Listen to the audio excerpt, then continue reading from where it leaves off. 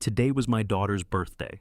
I stopped by the fashion company where she works carrying a bouquet of flowers. But the moment I stepped inside, I heard someone screaming, "How dare a filthy little rat like you touch my things?"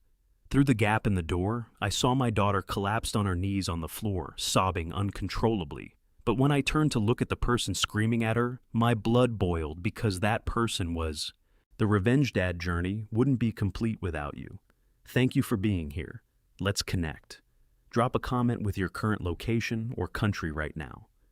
Also, please note, this story includes some fictional elements added for entertainment and educational purposes. Any resemblance to real names or settings is purely coincidental, but the message I'm conveying to you is useful. The bouquet was my idea. That part I want to be clear about because everything that came after every decision I made, every move I played, started with a simple bunch of sunflowers wrapped in brown paper that I picked up from a street vendor on Wilshire Boulevard for $12. $12. I remember thinking the vendor looked surprised when I didn't haggle. People in this part of Los Angeles always haggle.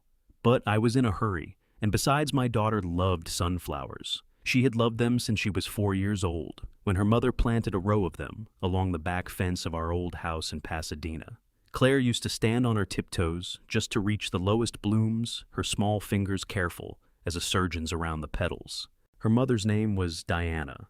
She died 6 years ago. Pancreatic cancer, the kind that moves fast and gives you no room to argue.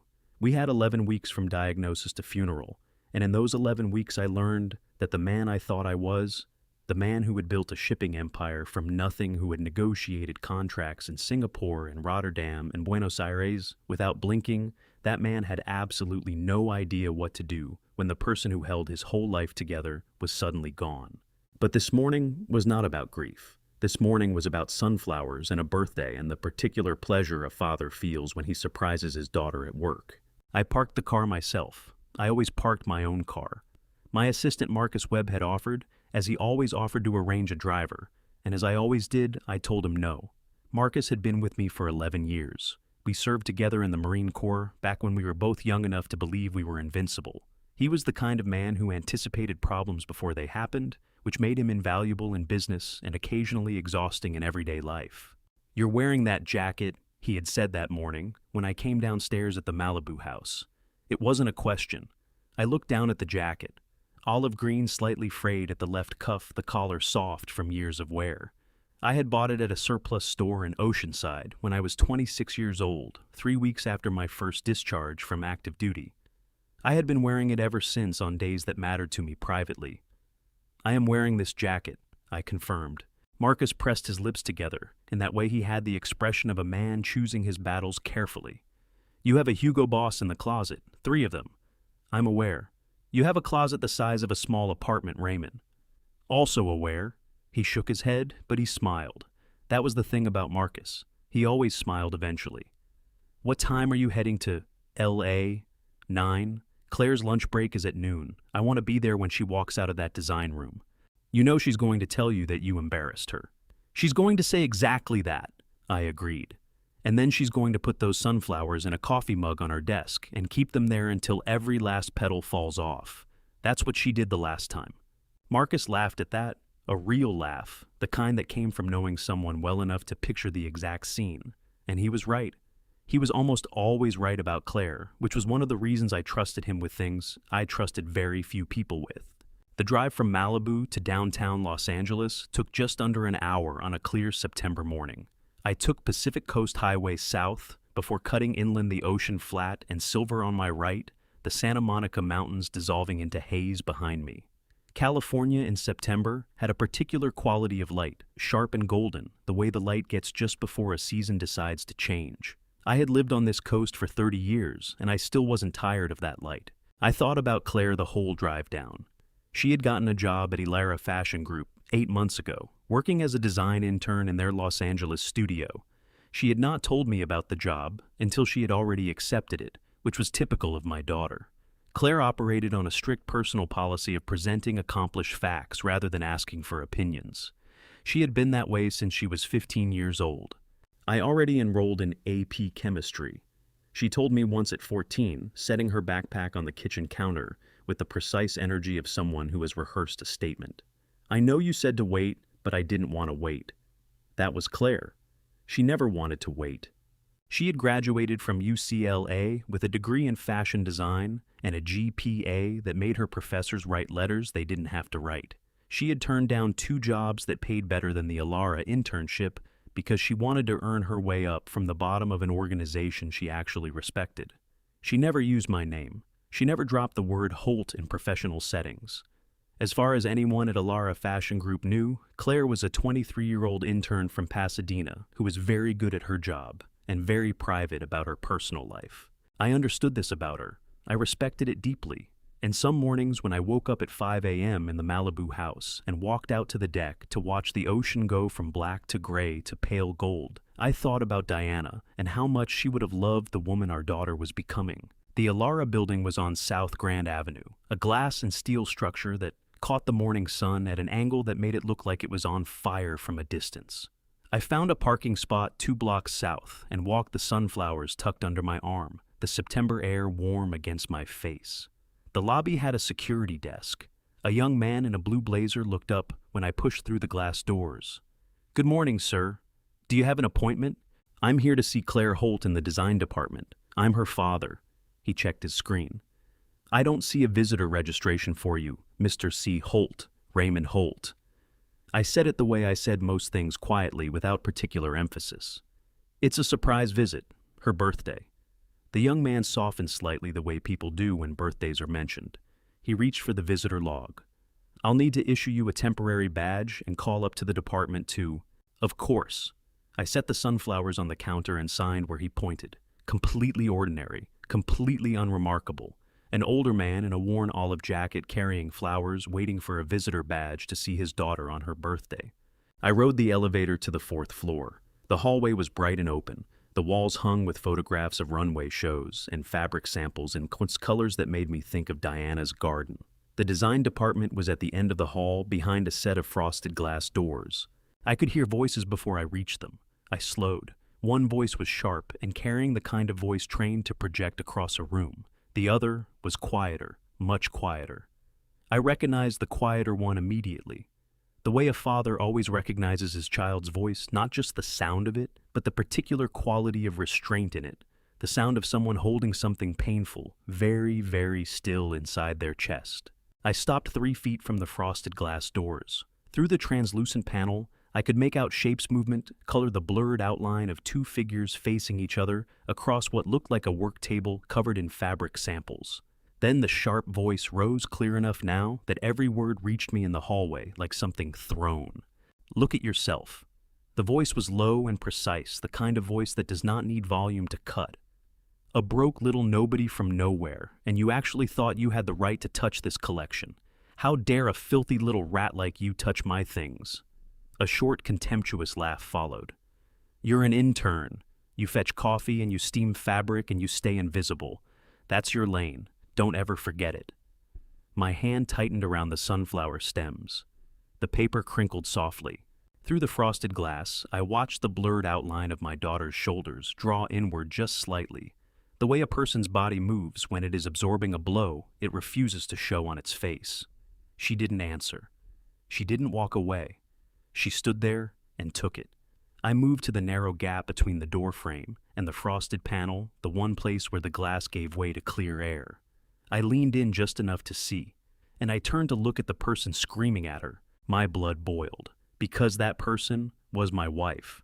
I had built Pacific Crown Shipping from a single leased vessel and a maxed out line of credit. I had negotiated in boardrooms where men twice my age tried to take everything I had built. I had stood at my wife's grave in the November rain and kept my composure because Claire was holding my hand and needed me to. I knew how to be still when everything inside me was anything but. I took one step back from those frosted glass doors. Then I took another. By the time I reached the elevator, my jaw was set, and my breathing was controlled, and the sunflowers were still in my hand, and the face I had just seen through that gap, composed precise, unmistakable, was already rearranging every plan I had for the rest of my life. There is a particular kind of pain that has no name in the English language. I know because I have looked for it.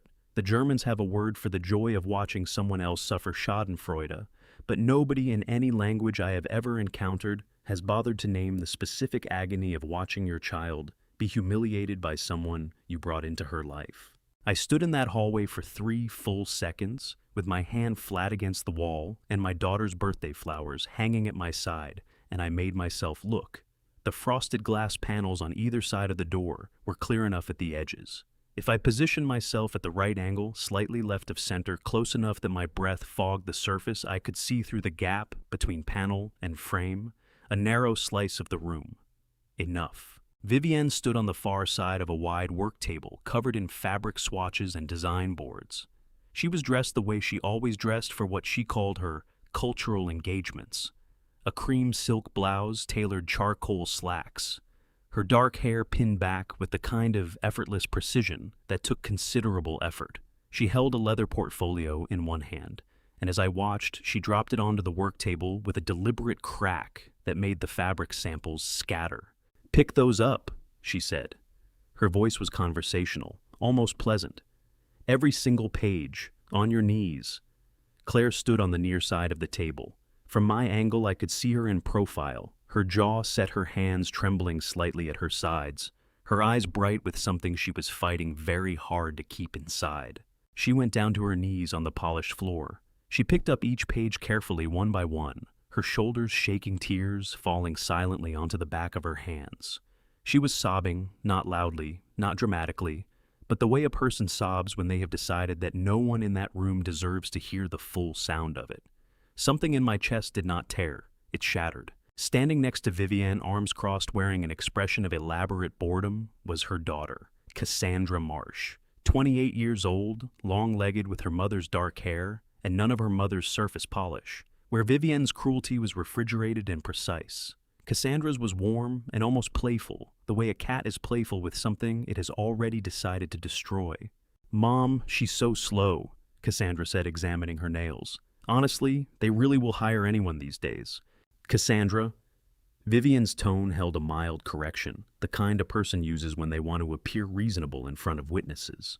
There were 2 other people in the room, junior staff members standing near the far wall, both young, both studying the floor with the concentrated intensity of people who have decided that whatever was happening in front of them was absolutely none of their business. Claire straightened up. She set the portfolio pages back on the table in a neat stack, her movements careful and deliberate.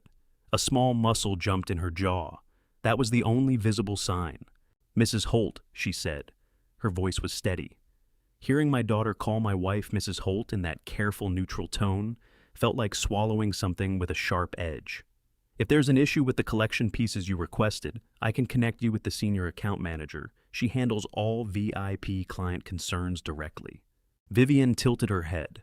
The small smile that crossed her face was one I recognized. I had seen it across dinner tables and in car rides and in the particular silence of rooms where Vivienne had just won something. "An issue," she repeated. "Yes, sweetheart, there is an issue." She reached out and lifted one of the fabric samples from the table, a piece of ivory silk that Claire had clearly been working with, pinned and marked with small tailor's notations. Vivienne held it up briefly, then let it drop. "The issue is that someone with your background shouldn't be handling pieces from this collection at all. Do you understand what this fabric costs? Do you have any idea what circle of people this collection is designed for?" "I'm familiar with the collection," Claire said, still steady, still controlled. "You're familiar with it." Vivienne let the repetition sit in the air. Then she turned to Cassandra with an expression of theatrical disbelief. "She's familiar with it." Cassandra laughed. It was a bright, pretty sound that had nothing kind inside it. "Where did you even go to school?" she asked, looking at Claire with the frank curiosity of someone examining an unusual insect. "Like, what's your actual background? Because I'm looking at you and I genuinely cannot figure out how you got past the front desk of this building, let alone into the design room." Claire looked at Cassandra directly for the first time. "UCLA," she said. "Fashion design, graduated with honors. UCLA." Cassandra nodded slowly as if processing information that confirmed something she had already suspected. "Right, okay, so a state school, that tracks." "Cassandra." Vivienne said her daughter's name again, the same mild corrective tone, but her eyes were bright. She was enjoying this. She was enjoying every second of this. And the enjoyment was the kind that comes from having planned something carefully and watching it unfold exactly on schedule. That was when the second thing hit me harder than the first. Vivienne had known.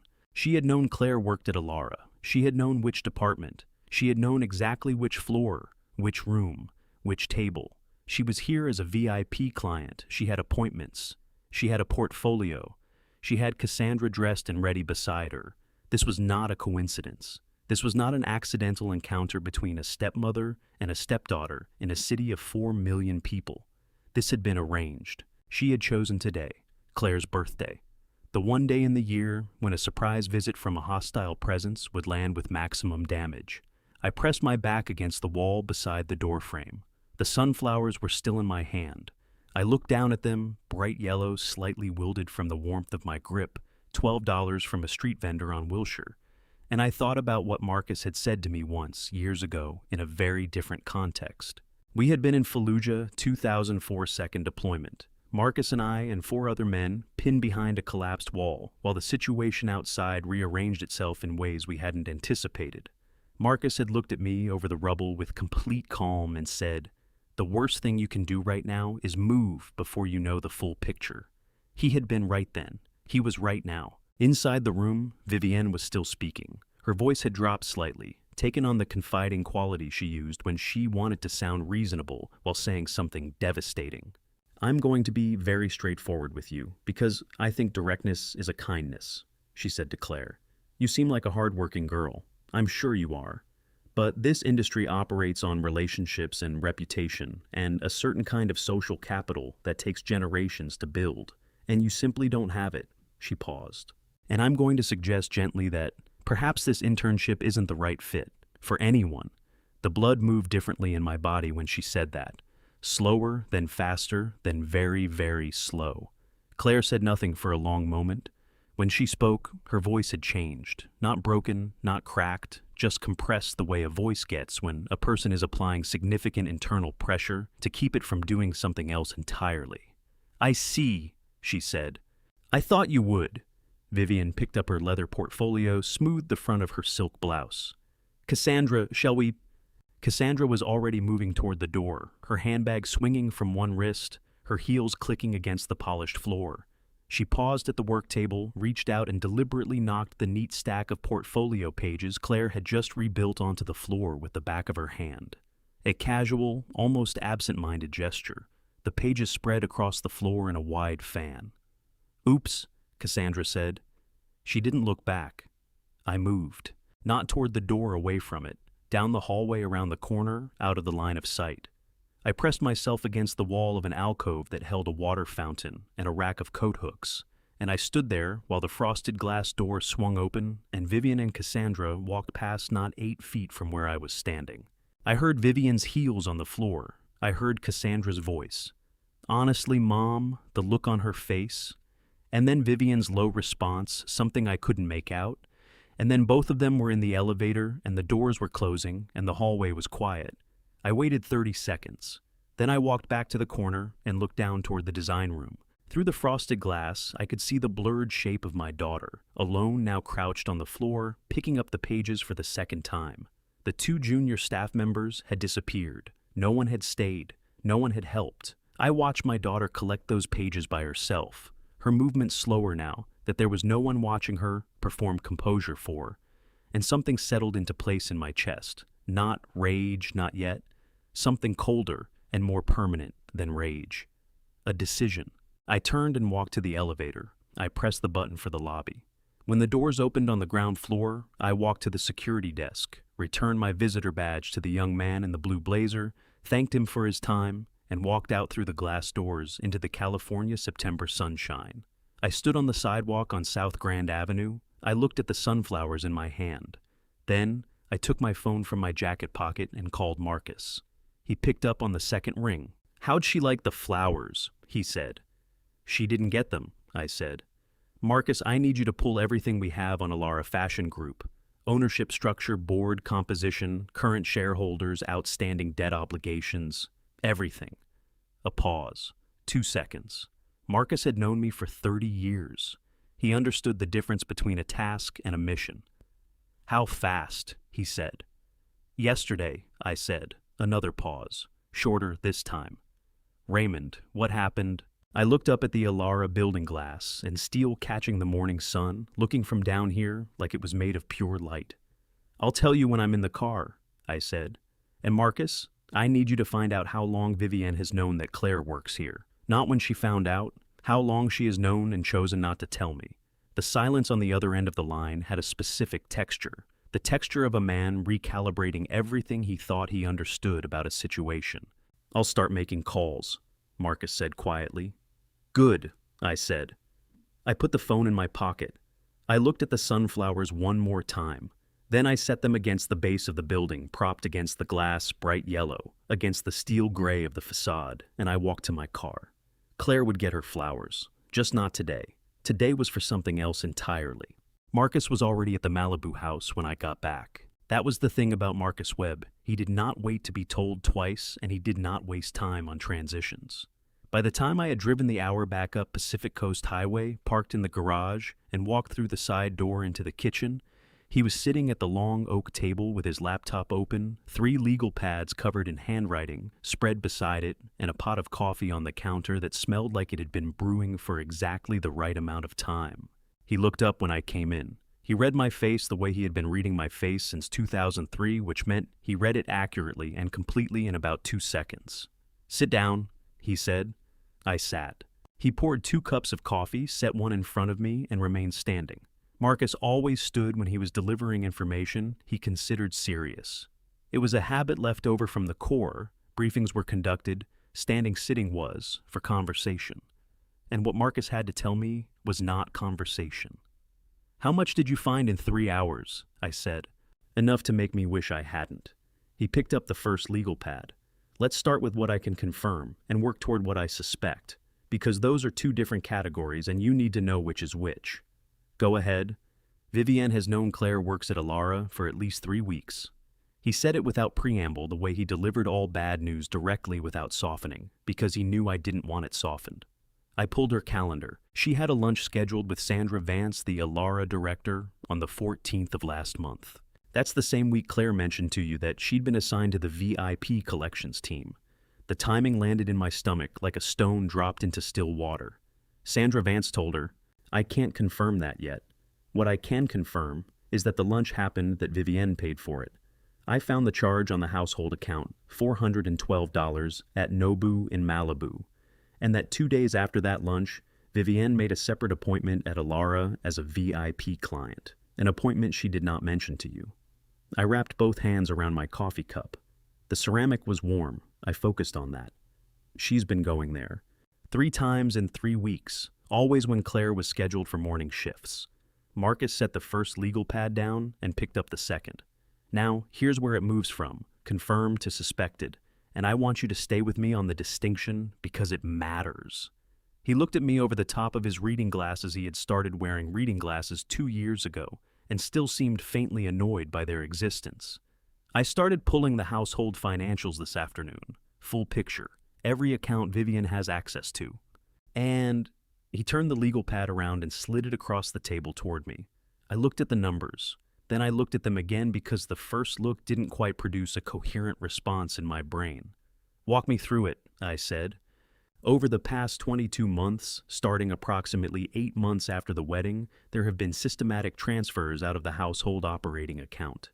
Marcus pointed to a column of figures on the left side of the page. Each one individually is under the threshold that would trigger an automatic review. 10,000 here, 8,000 there, 12,500 in March. But when you add them up across the full period, he tapped the number at the bottom of the column, $840,000. I set my coffee cup down. That's confirmed, I said. The transfers are confirmed. The destination accounts are what I'm still tracking. 2 of them lead to an LLC registered in Nevada shell company, minimal public information. 1 leads to what looks like a personal account in Cassandra's name. He paused. Raymond, in California, when a spouse transfers marital assets to third parties without consent, particularly in amounts this significant, and through structures designed to obscure the movement that constitutes financial elder abuse under Penal Code, Section 368, when the victim is over 65. I was 70 years old. I had built a company worth more than most people would see in 10 lifetimes. And sitting at my own kitchen table on my daughter's birthday, I was learning that the woman I had married had spent 22 months moving nearly $1 million out of my household accounts in increments carefully designed to avoid detection. She knew the threshold, I said. She knew the threshold, Marcus confirmed. Whoever advised her on the transfer amounts knew exactly what they were doing, which brings me to the third thing. He picked up the third legal pad. His voice had changed slightly, flatter, more careful. The tone he used when he was about to say something he personally found difficult. I ran a background check on Derek Sloan. Derek Sloan was my attorney, had been for 4 years. Estate planning corporate structure, the kind of deeply personal legal work that requires a level of trust that takes years to build. He had drafted my original will. He had overseen the restructuring of Pacific Crown Shipping's asset holdings after Diana died. I had sent him a bottle of scotch last Christmas. Tell me, I said. Sloan has been billing Vivian separately. Personal legal consultations, 11 of them over the past 14 months, all invoiced to a private email address I found in the household account, records she paid him directly. Raymond, not through any shared account, through a personal card she's been running parallel to the household finances. Marcus met my eyes. I don't have the content of those consultations yet, but I can tell you that the billing codes Sloan uses for estate planning work are different from the codes he used for these sessions. These were coded as, he checked his notes, document preparation and revision services. Document preparation and revision. I understood what that meant. In the language of estate law, document preparation meant one thing above everything else. He's been helping her draft something, I said. That's what I believe, yes. A new will. Marcus didn't answer immediately. He picked up his coffee, set it down. When he spoke, his voice was level and very quiet. I think so. I think they've been working on it for over a year. And I think the reason it hasn't been executed yet is because your signature is required and you haven't provided it. And, he stopped. And they needed me to be in a condition where providing it wouldn't require much convincing. I finished. He nodded once. I stood up from the table. I walked to the window that faced the ocean. From the kitchen you could see a narrow strip of Pacific between the neighbor's roof and the line of cypress trees along the property edge, just a slice of gray-green water catching the late afternoon light. I stood there and looked at it for a moment. 22 months, nearly 2 years. While I had been sitting across dinner tables from this woman, while I had been sleeping in the same house, while I had been trusting the attorney who drafted my daughter's inheritance, this architecture had been being built around me piece by piece, designed to leave Claire with nothing. There's one more thing, Marcus said behind me. His voice had gone quieter still. And this one, I want you to hear carefully because it's not confirmed and I need another day to verify it. I turned around. Marcus was standing with both hands flat on the table, looking at me with an expression I had not seen on his face in a very long time, not since Fallujah. The expression of a man who has seen something he cannot unsee and is working out how to tell you about it in a way that doesn't break something permanently. Your blood work, he said, from the physical you had in July. I pulled the results from your patient portal you gave me access 2 years ago for insurance purposes, remember? I remember. Your July numbers showed elevated markers for something your doctor attributed to fatigue and age-related changes. He picked up his phone, turned it to face me, showed me a screenshot of a medical reference page. Raymond, those specific markers in that specific combination can also present as a result of prolonged low-dose exposure to a class of sedative compounds, the kind that don't show up unless you're specifically testing for them. He set the phone down. I'm not a doctor, I want to be clear about that. But I made a call this afternoon to a toxicologist I know in San Diego. He's agreed to review your July results tonight as a personal favor. We'll know more tomorrow morning. The kitchen was very quiet. Outside, a gull called once over the water, and then went silent. I thought about the evenings, the glass of red wine Vivienne poured for me every night at 7 o'clock, always from the same bottle she opened herself, always handed to me directly. Always with the same small domestic gesture, her hand covering mine, briefly as she passed the glass. The way a wife does, the way a person does, when they want you to feel that you are cared for. I thought about the tiredness, the way I had put it down to age, to grief, to the ordinary weight of being 70 years old, with a complicated life. I thought about my hands, the slight tremor I had noticed in the mornings, the way my thoughts had felt some days like they were arriving slightly late, like there was a delay between the world and my ability to respond to it. I had told my doctor. He had told me it was normal. He had told me men my age. "Marcus," I said. My voice came out very steady. I was proud of that. "Tomorrow morning, I also need you to arrange for an independent blood draw, not through my regular physician, through the toxicologist in San Diego." Marcus looked at me for a long moment. His jaw was tight. His eyes were bright in a way that had nothing to do with the light in the room. "Already scheduled," he said. 7 a.m.? I nodded. "There's something else I need you to do tonight," I said. "I need you to find out everything you can about Cassandra Marsh. Not just the financial connections, everything. Her history, her associations, her patterns. Because what happened at Alara today, I stopped, reorganized. I watched Vivian with Cassandra today, Marcus, and I've watched them together for 2 years. Vivian is not the architect of this. She's disciplined, she's patient, she's capable of sustained deception, I know that now. But what I saw today had a different quality. The dropped portfolio, the timing, the appointment on Claire's birthday specifically." I shook my head. "That level of deliberate cruelty isn't Vivian. Vivian is cold. What I saw today was something that enjoyed itself." Marcus was quiet for a moment. "You think Cassandra is running it?" "I think Cassandra has been running it from the beginning," I said. "And I think Vivian may not fully understand what she's involved in." I didn't say what I was also thinking, that even if that were true, it changed nothing about what had to happen next. Understanding and innocence were two different things, and Vivian had made her choices with full awareness of what those choices meant for my daughter. I picked up my coffee cup. It had gone cold. "One more thing," I said. "Find Janet." Marcus frowned slightly. "You're Janet Morse." "She's been my executive assistant for 12 years, I said. "She knows my schedule, my accounts, my legal contacts. She knows when I'm in Malibu and when I'm in the city. She knows things about my calendar and my professional life that very few other people know." I paused.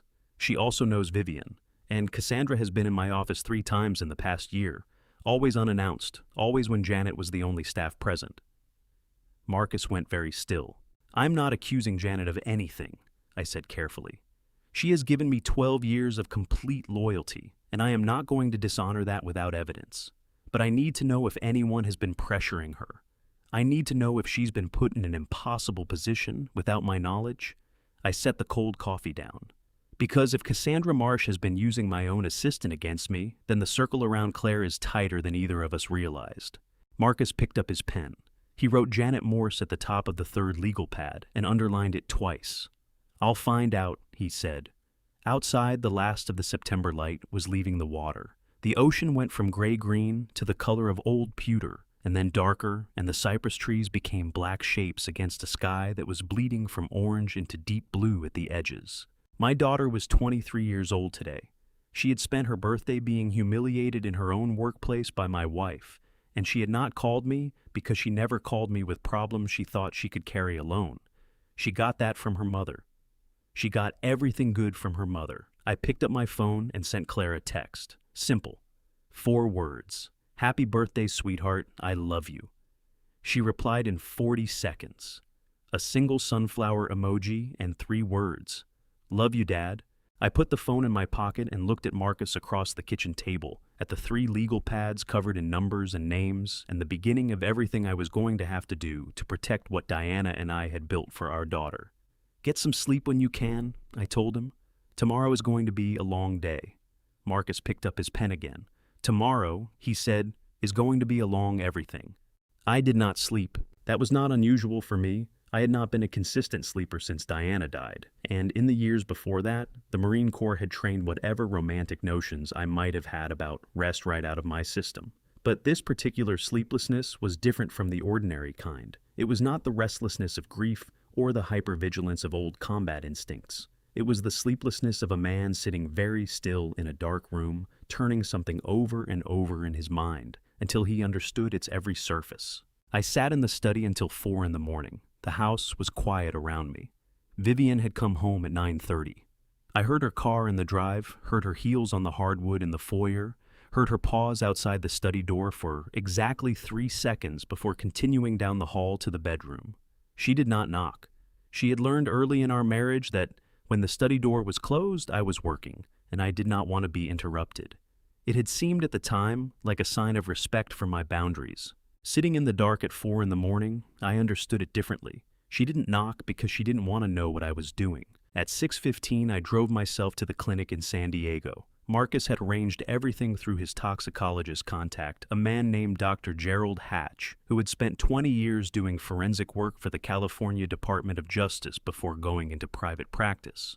The clinic was small, unmarked, tucked between a dental office and a dry cleaner on a side street in Hillcrest. Dr. Hatch met me at the door himself. He was a compact man in his late 60s, gray-haired with the precise economical movements of someone who had spent decades handling things that required care. He shook my hand, showed me into a room that smelled like antiseptic and fresh coffee, and drew the blood himself without small talk, which I appreciated.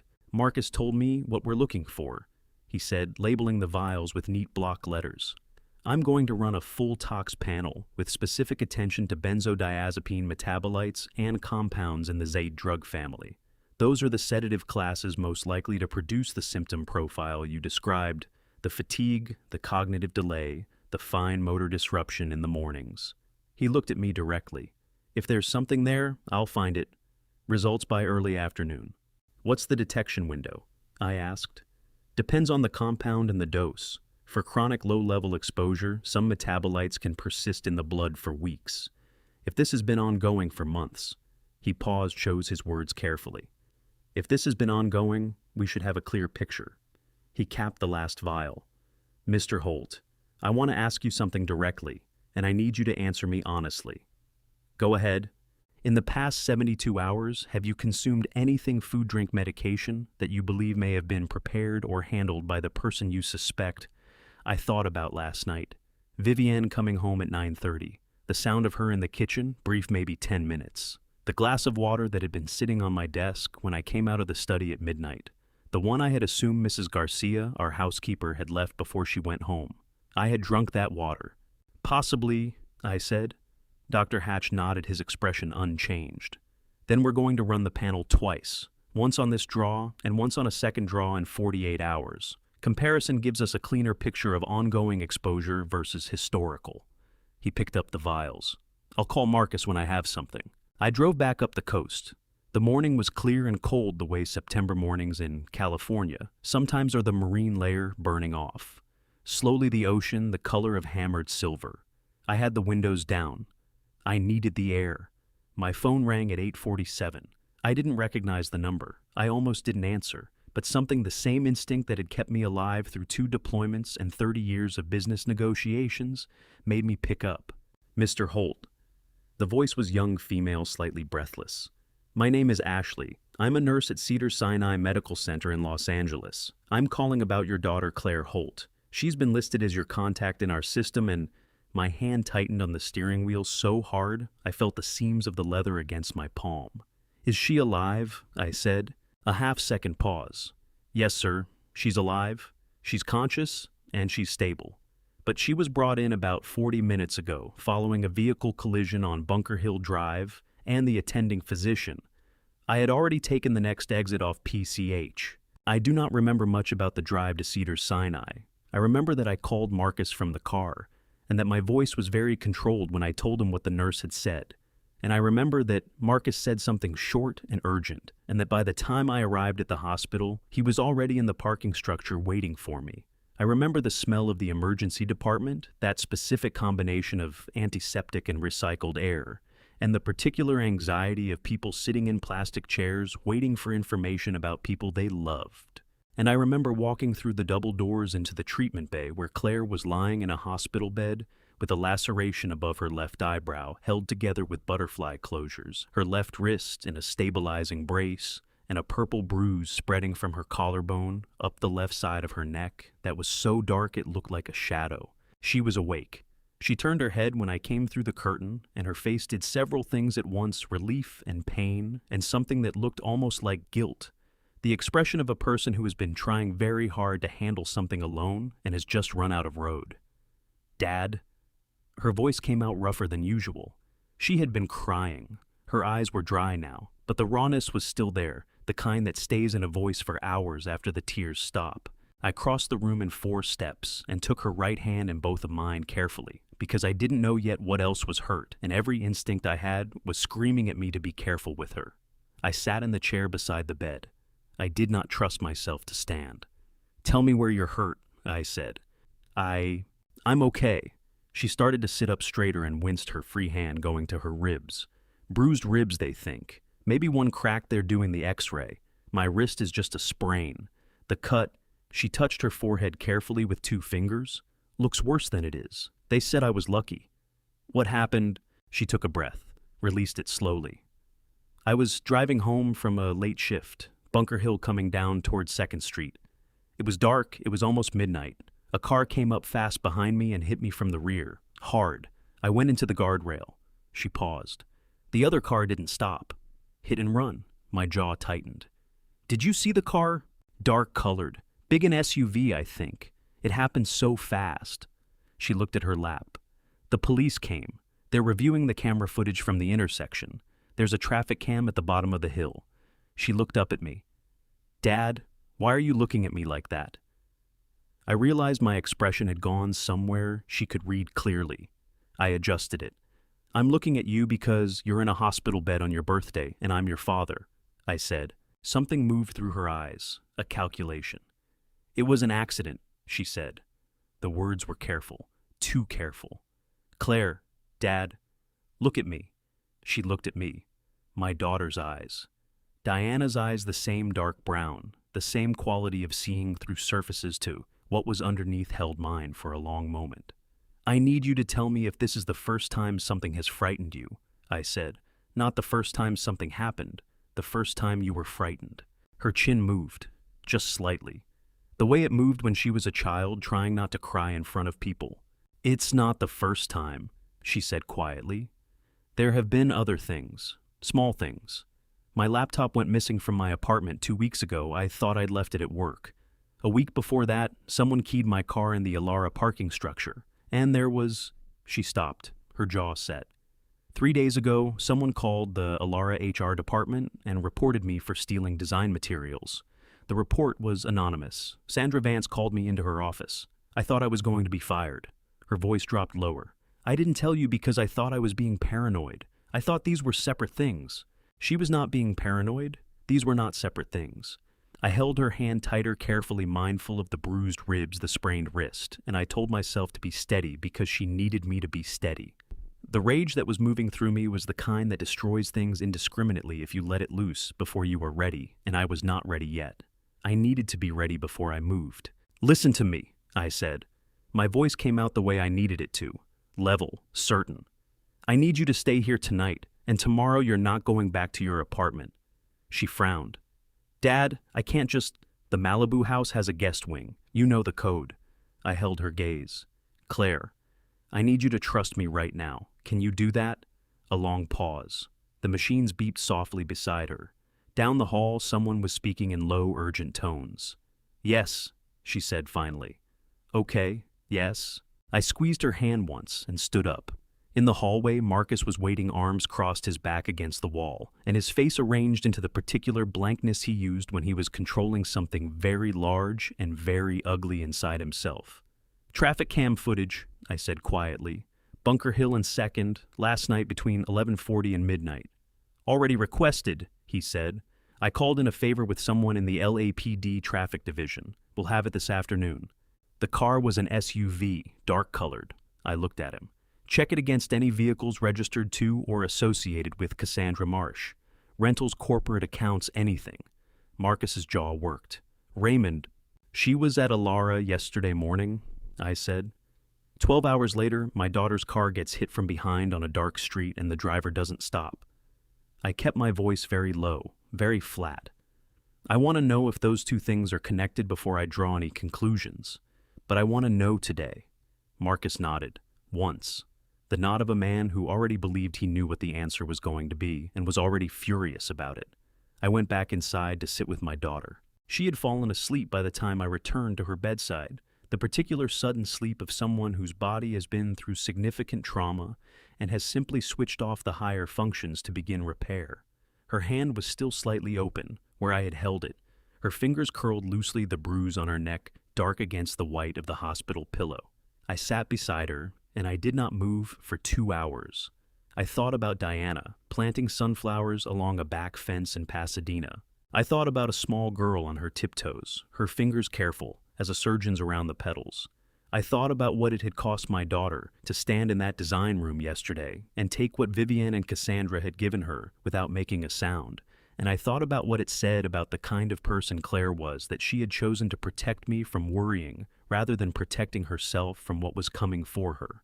My phone vibrated in my pocket, a text from Marcus. Camera footage confirmed. Dark gray Chevy Suburban. Rental. Picked up yesterday morning at 9 a.m. from an Enterprise location in Burbank. Rented under a name that doesn't check out, but the credit card used to hold the reservation traces back to a holding company registered in Nevada. I read the text twice. Then I put the phone back in my pocket and looked at my sleeping daughter, the same Nevada LLC that had received transfers from my household accounts. Cassandra Marsh had tried to put my daughter in a hospital. She had partially succeeded. She would not get a second attempt. Dr. Hatch called at 2:17 in the afternoon. I was sitting in the hospital cafeteria with a cup of coffee I hadn't touched when his number came up on my screen. Claire had been moved out of the emergency bay into a regular room on the 3rd floor. She was sleeping again. Marcus was upstairs with her. I had come down because the machines in her room made a sound every 40 seconds that I was finding difficult to sit next to without doing something I couldn't take back.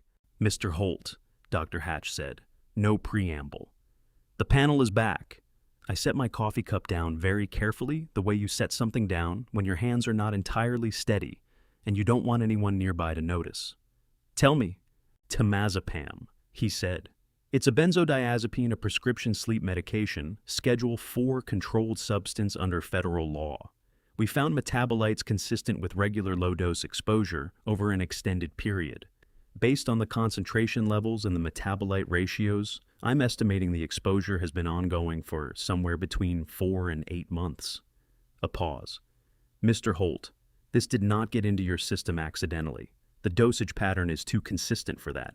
Someone has been administering this to you in small, regular amounts, small enough that you wouldn't feel sedated, large enough that over time it would produce exactly the symptoms you described: fatigue, cognitive slowing, fine motor disruption in the mornings." The cafeteria hummed around me. Somewhere behind me, 2 nurses were discussing weekend plans. A child at the next table was arguing with his mother about a juice box.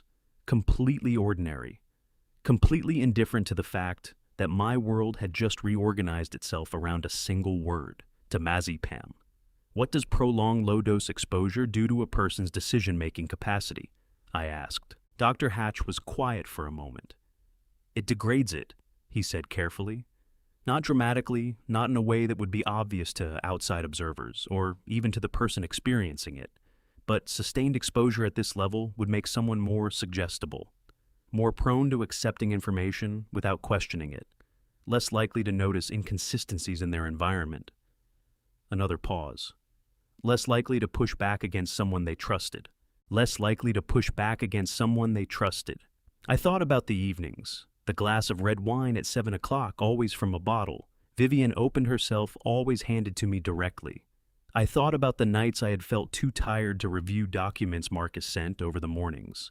I had told myself the slight tremor in my hands was just the conversations with Derek Sloan about estate planning, where I had found myself nodding at things I would normally have questioned.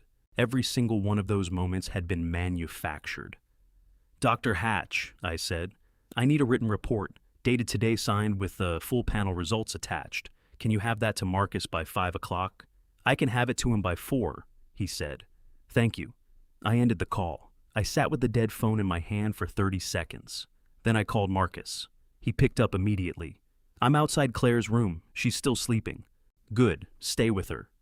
I kept my voice low and absolutely even. Hatch confirmed it. Temazepam, 4 to 8 months of regular exposure. He's sending the written report by 4. The silence on the other end lasted exactly 2 seconds. When Marcus spoke again, his voice had the particular flatness of a man applying maximum pressure to maximum fury. "Raymond, I know That's a felony. In California, administering a controlled substance to someone without their knowledge or consent, that's criminal poisoning under Penal Code 347. That's a state prison offense. I know what it is, I said. Marcus, I need you to do 3 things right now while I come back upstairs. I stood up from the cafeteria table. First, call our account manager at Pacific Crown and freeze every joint financial instrument Vivienne has access to. Every household account, every shared credit line, everything. Do it now, before 5 o'clock, before the business day closes. She cannot move another dollar. Done, Marcus said.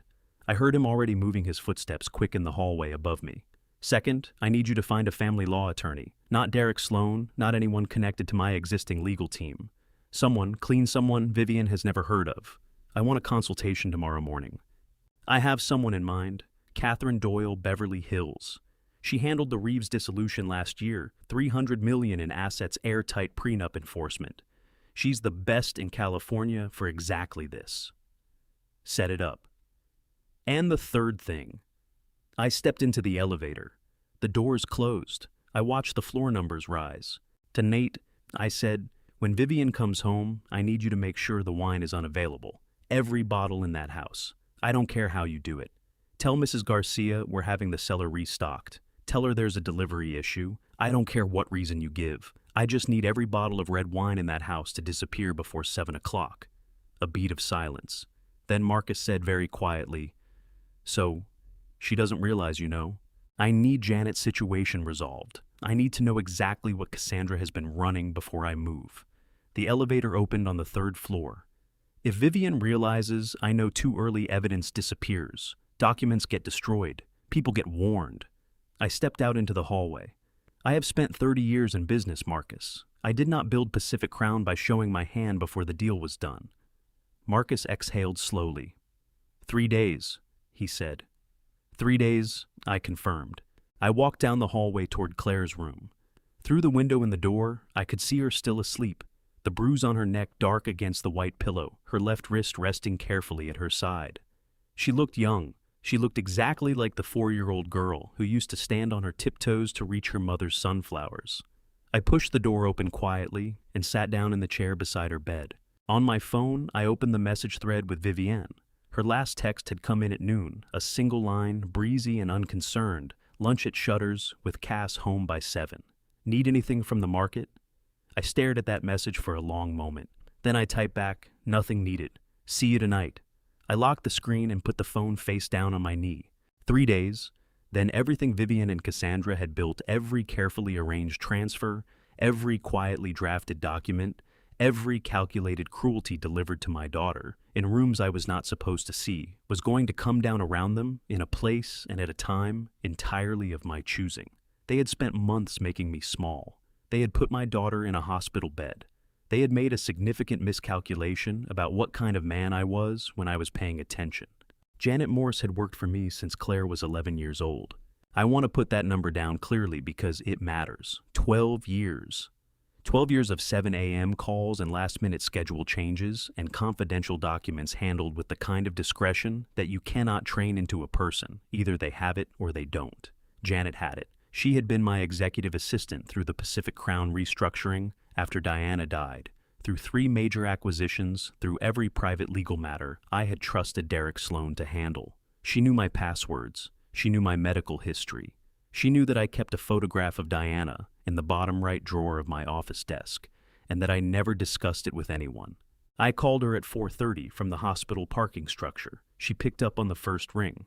Mr. Holt. Her voice was exactly as it always was, efficient, warm, slightly formal, in that particular way of people who have worked closely with someone for a long time and maintain the professional distance deliberately as a form of respect. Janet, I said, I need to see you, not at the office, somewhere private. A pause. 1 second. 2. In 12 years, Janet Morse had never paused before answering me. Of course, she said. When, an hour, the coffee place on Ocean Avenue in Santa Monica, the one near the pier. Another pause, shorter this time. I'll be there. She was already at a corner table when I arrived, both hands wrapped around a ceramic mug, her eyes on the door when I pushed through it. Janet was 61 years old, silver-haired with the upright posture of someone who had spent decades presenting themselves as completely composed. She was composed now, but her eyes, when they met mine, were doing something I had never seen them do in 12 years. They were afraid. I sat down across from her.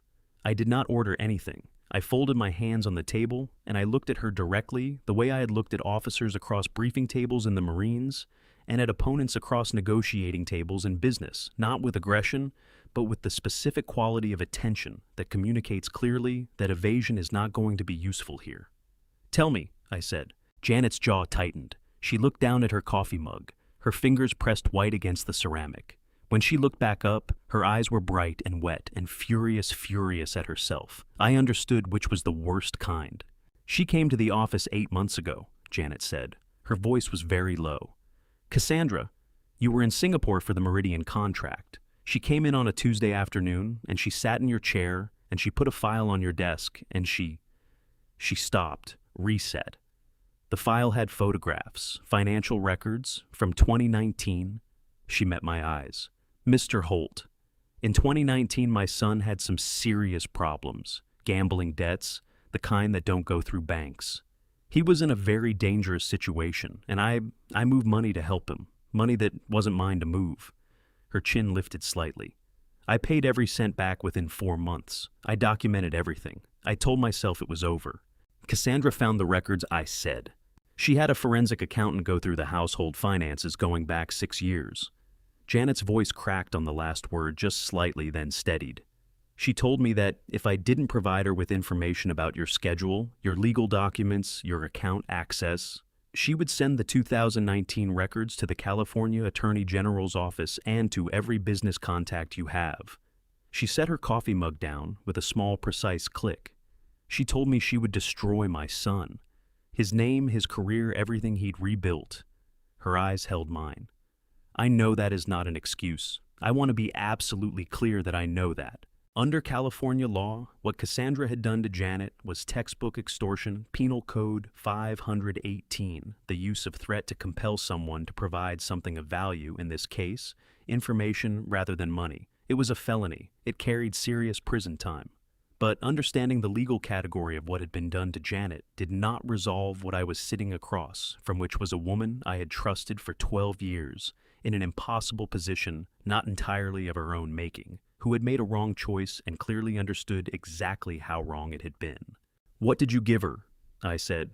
Janet closed her eyes briefly. "Your calendar. 3 months of it sent to a private email address she gave me. And once I confirmed that Claire was working at Alara. Cassandra already knew. She just wanted it in writing from someone inside your organization." She opened her eyes. "That's everything.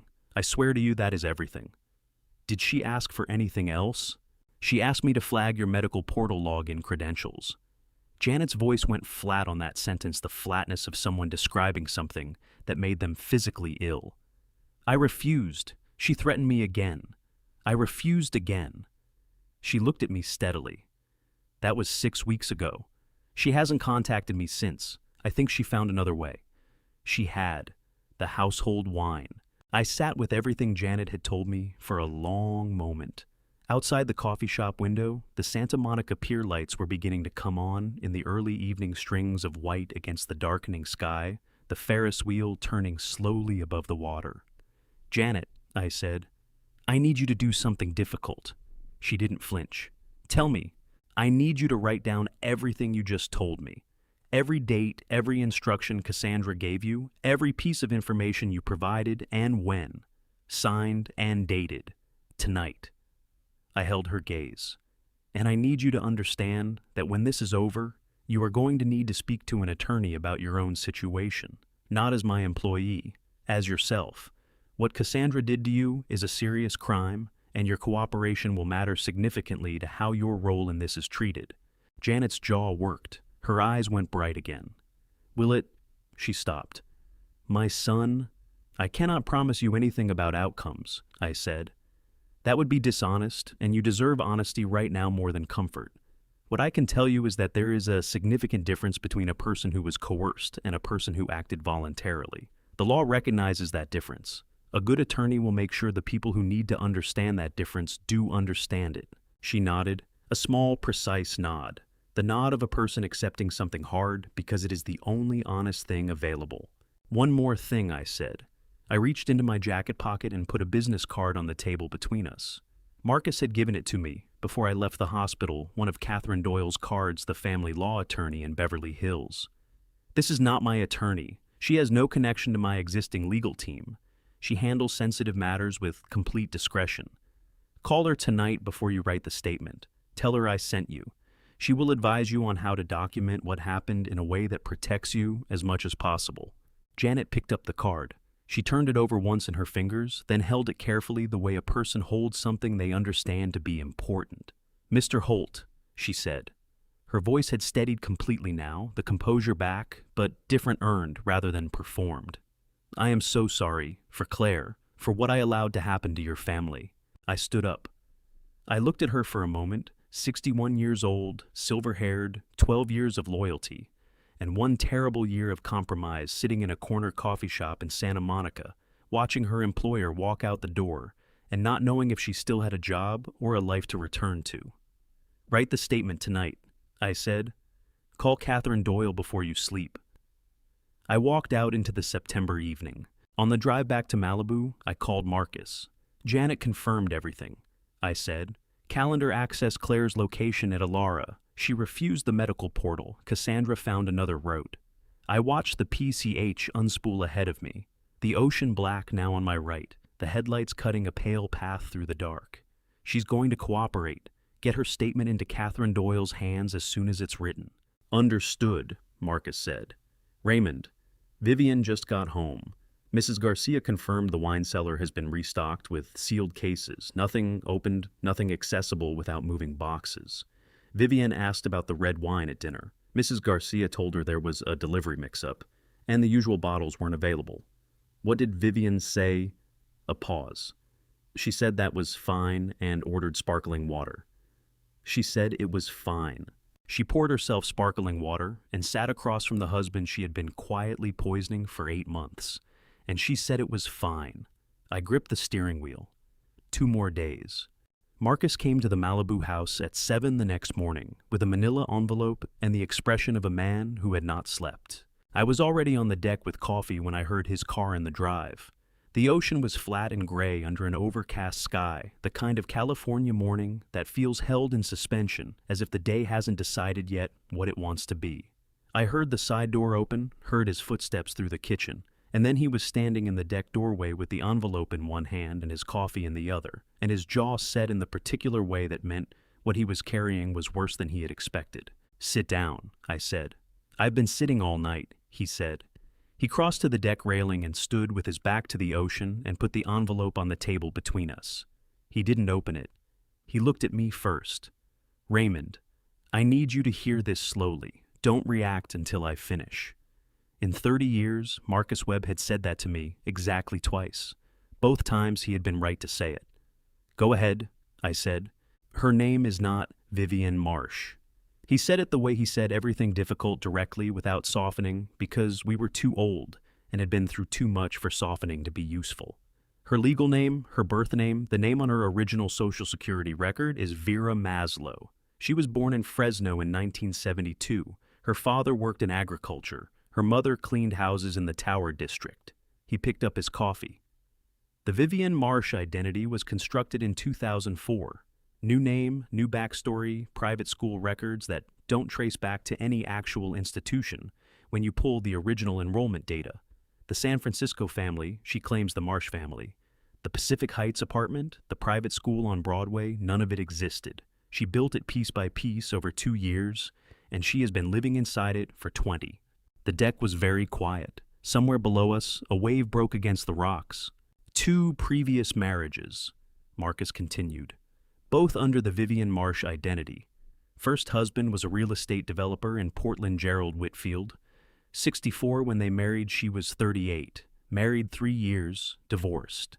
He lost approximately $2.3 million in the settlement, complicated by the fact that significant assets had been transferred out of joint accounts in the 18 months before the filing. He looked at me steadily. Second husband was a retired surgeon in Scottsdale. Dr. Paul Okafor, 68, married 2 years. He died of a cardiac event 14 months into the marriage. The estate was contested by his adult children, who alleged financial irregularities in the months before his death. The case was settled out of court. The terms were sealed. The coffee cup in my hand had gone very heavy. Raymond was the third target, Marcus said. He said my name said it like it was a category, a data point, in a pattern that had been running for 20 years. And something about that landed differently than anything else he had said. She found you 8 months after Diana died. The Pacific Crown acquisition was in the news. Your net worth was public knowledge. He paused. I don't think she expected to be with you for 2 years before executing the plan. I think something happened that she didn't anticipate. What do you mean? Marcus set his coffee down. He looked at the ocean for a moment. I talked to Gerald Whitfield last night, the Portland developer. He was easy to find. He still talks about her apparently to anyone who asks. He said, Marcus stopped, chose his words. He said that Vera was different from what she performed, that there were moments early in the marriage before the transfers started where he believed she was genuinely present, genuinely there. He met my eyes. He said she was the most convincing person he had ever met, and he couldn't always tell even now which parts had been real.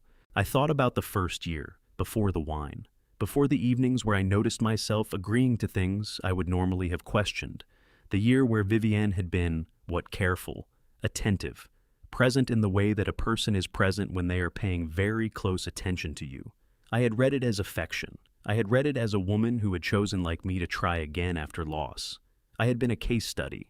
In California, I said if a marriage is entered into under a fraudulent identity, false name, constructed background, deliberate misrepresentation of who the person is, that constitutes grounds for annulment, not divorce, annulment. I looked at Marcus. An annulment treats the marriage as if it never legally existed. Community property provisions don't apply. Asset division doesn't apply. Everything I owned before and during this marriage remains mine. Catherine Doyle confirmed that this morning when I called her at 6 a.m., Marcus said. She said that with the documentation, I have the original Fresno birth records, the constructed identity paper trail, the 2 previous marriages, a California court would grant the annulment within weeks. There would be nothing for Vivienne to contest because Vivienne, legally speaking, does not exist. Vera Maslow had walked into my life 11 months after Diana died, and she had constructed with considerable skill and patience a version of herself designed to be exactly what I needed. And I, a man who had survived combat and built an empire and buried his wife, had believed her, completely, for 2 years. I stood up from the table. I walked to the railing and looked at the ocean. Behind me, Marcus was quiet. He understood, as he always understood, the difference between a silence that needed filling and one that needed to be left alone. I thought about Claire in the hospital bed, the bruise on her neck. The careful way she had said it was an accident protecting me from worrying even as she lay in a hospital bed that someone had put her in deliberately. I thought about my daughter picking up scattered portfolio pages off a design room floor for the second time, while no one stayed to help her. I thought about a glass of red wine handed to me every evening by a woman whose real name I had never known. Raymond, Marcus said quietly behind me. I'm all right, I said. I know you are. That's not why I'm saying your name. He paused. There's one more thing in the envelope. I want you to decide if you want to see it now or later. I turned around. Now. He opened the envelope and slid a single photograph across the table. It was a surveillance image, slightly grainy, the parking structure at a Lara Fashion Group timestamp, 3 days before Claire's birthday. The image showed a woman in dark clothing crouching beside a silver sedan, doing something near the rear wheel well. The woman's face was turned just enough toward the camera that it was identifiable. Cassandra Marsh. That's Claire's car, Marcus said. The silver Civic she drives. Cassandra was tampering with the brake sensor housing, not the brakes themselves, the sensor. Enough to trigger a warning light and cause intermittent response lag under hard braking. He kept his voice completely flat. The accident on Bunker Hill, the SUV hit her from behind on a steep downgrade. If she had braked hard to compensate, the sensor lag would have... Stop, I said. Marcus stopped. I picked up the photograph. I looked at it for a long time. Then I set it back down on the table, very carefully smoothed the edge with one finger, and looked at Marcus across the table. Tomorrow night, I said. The gala. Marcus nodded. Everything is in place. Then we're done collecting, I said. Tomorrow we move. The first call I made that morning was to Alara Fashion Group's majority shareholder. His name was Douglas Fenn, 73 years old, third generation, California money. The kind of man who had inherited enough to be comfortable and built enough on top of it to be serious. I had known Douglas peripherally for 15 years, the way you know people in certain financial circles, well enough to call, not well enough to have called before now. He picked up on the third ring. Raymond Holt, he said.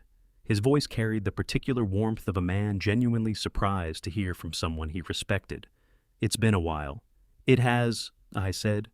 Douglas, I'm going to be direct with you because I don't have time for anything else. I want to buy your Alara position. All of it. Today. A pause. Raymond, I hold 40% of... I know what you hold. I also know the company has been underperforming its projections for 3 consecutive quarters, and that you've been looking for a structured exit since February. I had spent 2 hours the previous night reviewing Alara's financial filings. I'm prepared to offer you a 15% premium over current market valuation. Cash, wire transfer same day. No conditions, no earnouts, no board seat requirements. The silence on the other end lasted 8 seconds. I counted. That's a serious offer, Douglas said carefully. I'm a serious man, I said. I need an answer by noon. He called back at 11:40. We had a deal. By 2 in the afternoon, Marcus had coordinated with my investment team, and the wire transfer was processing. As of 3:17 p.m. on a Wednesday afternoon in September, I owned 60% of Alara Fashion Group. That was important. Sandra Vance would not know until tomorrow evening, standing in the Beverly Hills Ballroom, where Alara's annual fashion gala was scheduled to begin at 7 p.m., when it would be far too late for the information to be useful to anyone on the wrong side of this. At 4 o'clock, Marcus brought Detective Aaron Reyes to the Malibu house. Reyes was 44, LAPD Robbery, Homicide Division. A compact man with careful eyes and the unhurried manner of someone who had learned long ago that urgency and accuracy were frequently in conflict. Marcus had served with his older brother in the Corps. That connection mattered not because it changed the law, but because it meant Reyes arrived willing to listen rather than skeptical before I opened my mouth. I laid everything on the kitchen table. The toxicology report from Dr. Hatch, the Nevada LLC documentation connecting the household account, transfers to the vehicle rental used in Claire's accident, the surveillance photograph of Cassandra at Claire's car in the Alara parking structure, Janet Morse's written statement signed and dated, delivered through Catherine Doyle that morning, the financial records showing 22 months of systematically structured transfers below the automatic review threshold, the documentation of Vera Maslow's constructed identity and the 2 previous marriages. Reyes went through it methodically, page by page without comment. When he finished, he closed the last folder and looked at me across the table. This is substantial, he said. I know what it is, I said. I need to know what you can do with it by tomorrow evening. Reyes looked at Marcus. Marcus looked at the table. Reyes looked back at me. The criminal poisoning charge under PC 347 is strong. The tox report alone is enough to open a formal investigation. The vehicular assault charge based on the rental documentation and the surveillance image. He tapped the photograph of Cassandra at Claire's car. That's going to require our own forensic verification of the brake sensor tampering. I can have a tech look at the vehicle today if it's accessible. Claire's car is still in the impound from the accident, Marcus said. I can have access arranged within the hour. Reyes nodded. If the forensic confirms the tampering combined with the rental trace, I can have arrest warrants drafted for Cassandra Marsh on vehicular assault, with intent that's PC 245, and for Vivian Holt or Vera Maslow on PC 347 criminal poisoning and PC 368 elder financial abuse. He paused. Mr. Holt, I want to be clear about something. These warrants will be executed on my timeline following proper procedure. I understand you have a specific setting in mind for tomorrow evening. I can have officers present, but the moment of arrest is determined by operational readiness and legal sufficiency, not by... I understand completely, I said. I'm not asking you to perform for an audience. I'm telling you where the subjects will be tomorrow evening, so that your officers can execute efficiently in a controlled environment rather than conducting a search across the city." I met his eyes. "Is that something you can work with?" Reyes considered me for a moment, then he picked up his pen. "Give me the address of the venue." I gave him the Beverly Hills ballroom address. He wrote it down closed. His notebook shook my hand and left with Marcus to arrange access to Claire's impounded vehicle. I sat alone in the kitchen for the first time all day. Then I drove to Cedars-Sinai. Claire was sitting up in the hospital bed. When I pushed through the door, her laptop open on the tray table, her reading glasses on a half-eaten cup of yogurt beside her that she had clearly forgotten about. She looked better than yesterday. The bruise on her neck had deepened to a dark purple, but the swelling around her eye had reduced and her color was back. She looked up when I came in. "You look terrible," she said. "Thank you, sweetheart." "Have you slept?" "Some." I pulled the chair close to the bed and sat down. "Claire, I need to talk to you about tomorrow." Something shifted in her expression. The careful composure she had been maintaining since the hospital settled into something different, something more open, more watchful. She closed the laptop. "Okay," she said quietly. "Talk." "Tomorrow evening is the Ilara Gala. You were scheduled to work it." "I know. Vivian and Cassandra will be there." I held her gaze. "I need you to be there as well. Not working, as my daughter." I paused. "I need you to trust me completely, and I need you to understand that by tomorrow night, everything will be different. Everything." I watched her face. "Can you do that?" Claire was quiet for a long moment. She looked at her hands, the sprained wrist in its brace, the healing scrape across her knuckles. When she looked up, her eyes were steady and something else. Something I recognized because I had seen it in the mirror every morning for 30 years. "Resolve." "Dad," she said, "I need to tell you something." Her voice was very careful, very deliberate, the voice of someone who has been holding a door closed for a long time and has finally decided to open it. "There are things I know about Vivian, about Cassandra." She met my eyes directly. "Things I've known for a while, and I think it's time we stop protecting each other from what we both already know." The room was very still. I looked at my daughter across the hospital tray table at the laptop and the forgotten yogurt and the reading glasses she had gotten at 22, because she refused to admit her eyes needed them until Marcus pointed out she was squinting at menus, and I felt something move in my chest that was not rage and was not grief, and was not the cold strategic clarity I had been running on for 3 days. It was something much simpler than any of that. "Tell me," I said. Claire set her reading glasses on the tray table. She did it slowly with the deliberate care of someone who is buying themselves 3 seconds to organize something they have been carrying for a long time.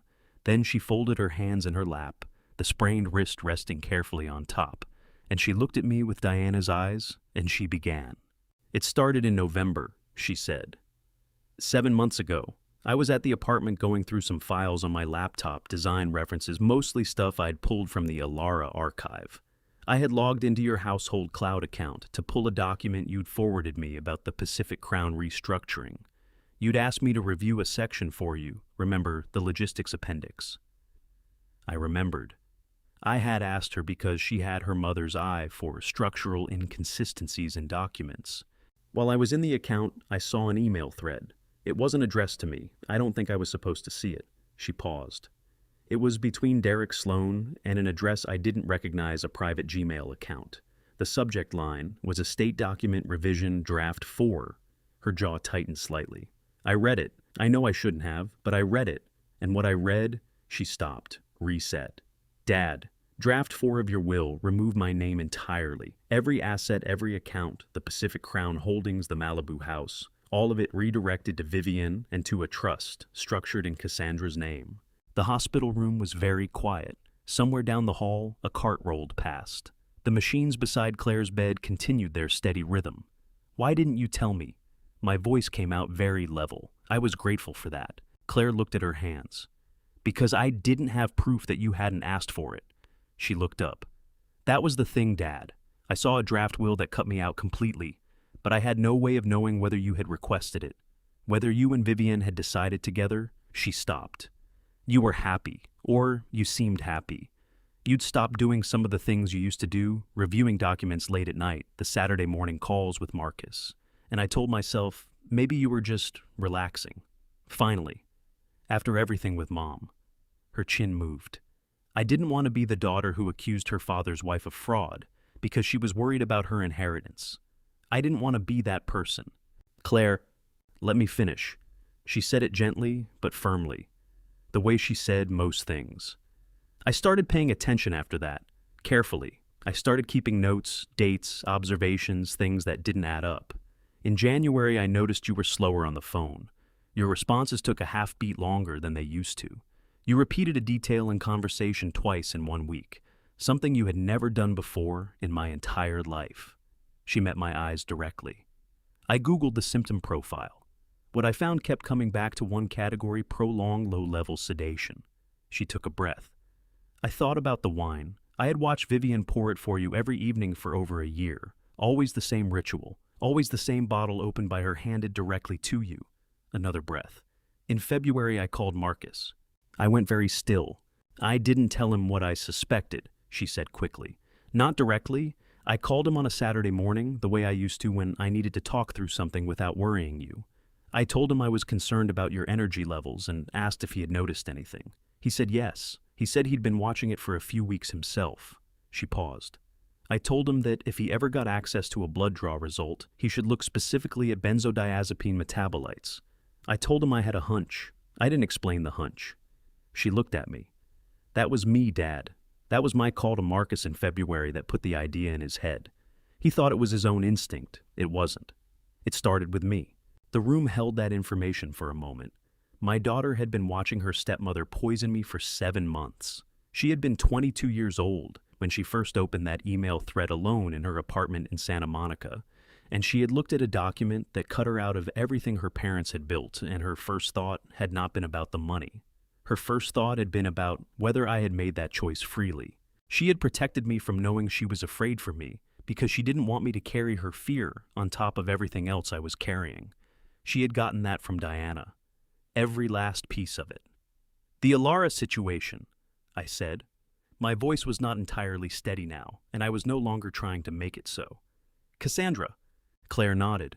Cassandra let something slip at a dinner party at the Malibu house in March. You were in the kitchen with Douglas Fenn, and she was talking to one of his associates. She mentioned Alara by name specifically.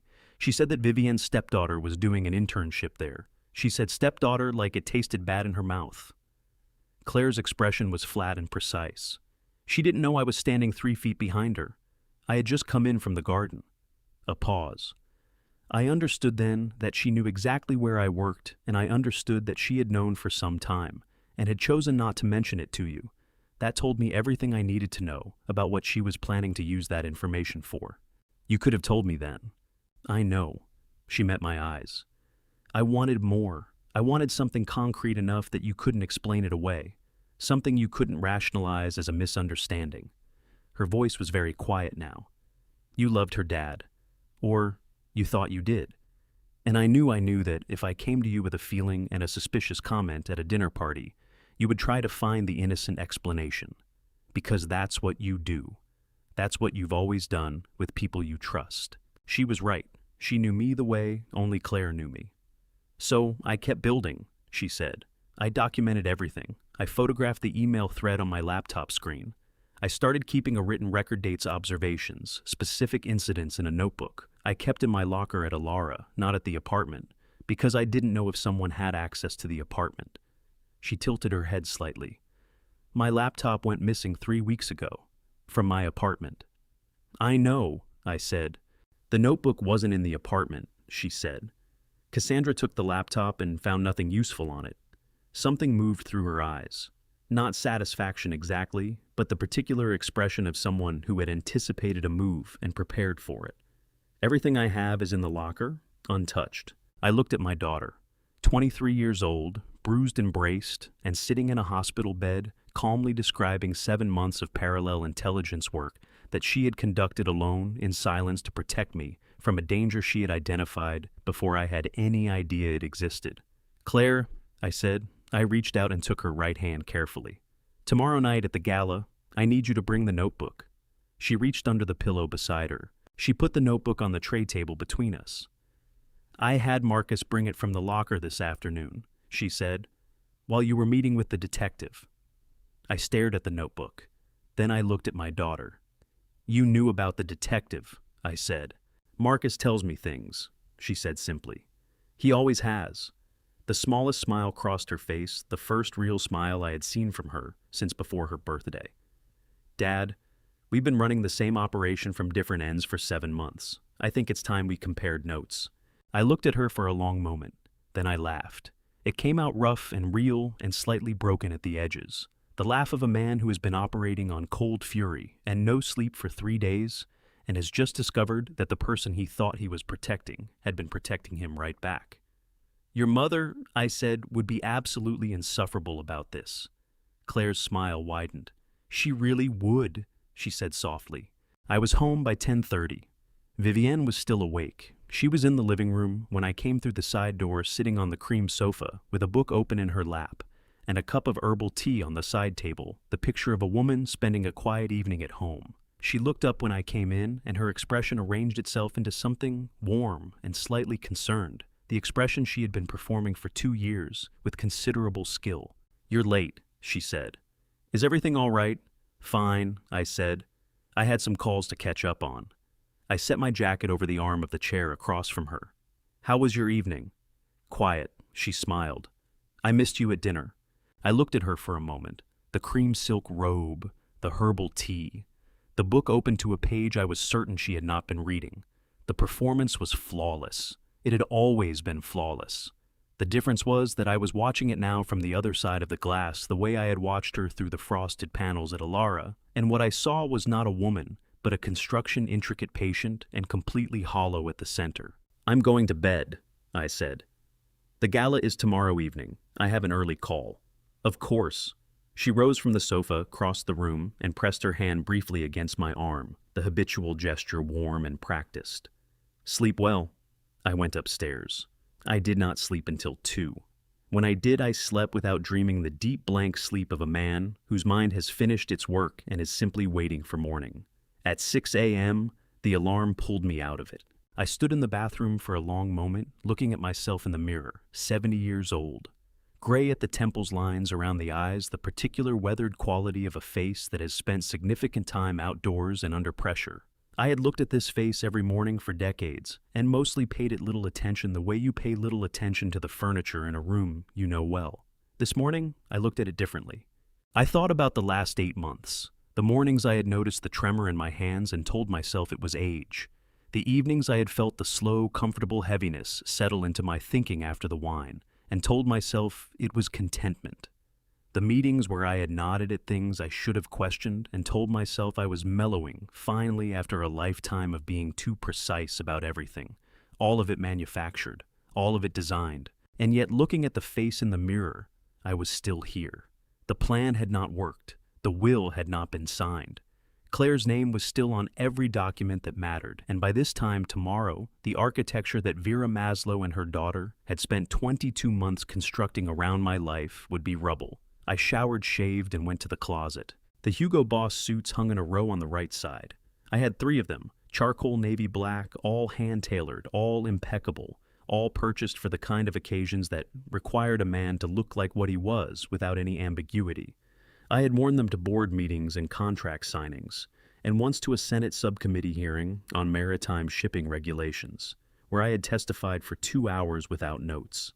I took the black one off the hanger. Marcus arrived at 8 with coffee and the morning's final briefings. He sat across from me at the kitchen table and went through it with the methodical efficiency of a man running a military operation, which in certain respects was exactly what this was. "Detective Reyes confirmed 40 minutes ago," Marcus said, not looking up from his notes. "The forensic tech examined Claire's car last night. The brake sensor housing had been manually compromised, a small adhesive obstruction on the contact surface, the kind that causes intermittent signal failure under hard pressure, consistent with the tampering visible in the surveillance photograph." He turned a page. "Reyes has arrest warrants for both Cassandra Marsh and Vivian Holt, or Vera Maslow. Both names are on the warrant signed by a Los Angeles County Superior Court judge at 7:15 this morning. 4 officers will be present at the gala venue from 6:30 p.m., plain clothes until the warrants are executed. "You good," I said. Catherine Doyle filed the annulment petition with the Los Angeles Superior Court at 8 a.m., first filing of the day. The fraudulent identity documentation is attached birth records, constructed identity paper trail, prior marriage records. She expects the preliminary hearing to be scheduled within 2 weeks. He looked up. "Raymond, once that annulment is granted, Vivian has no claim on anything.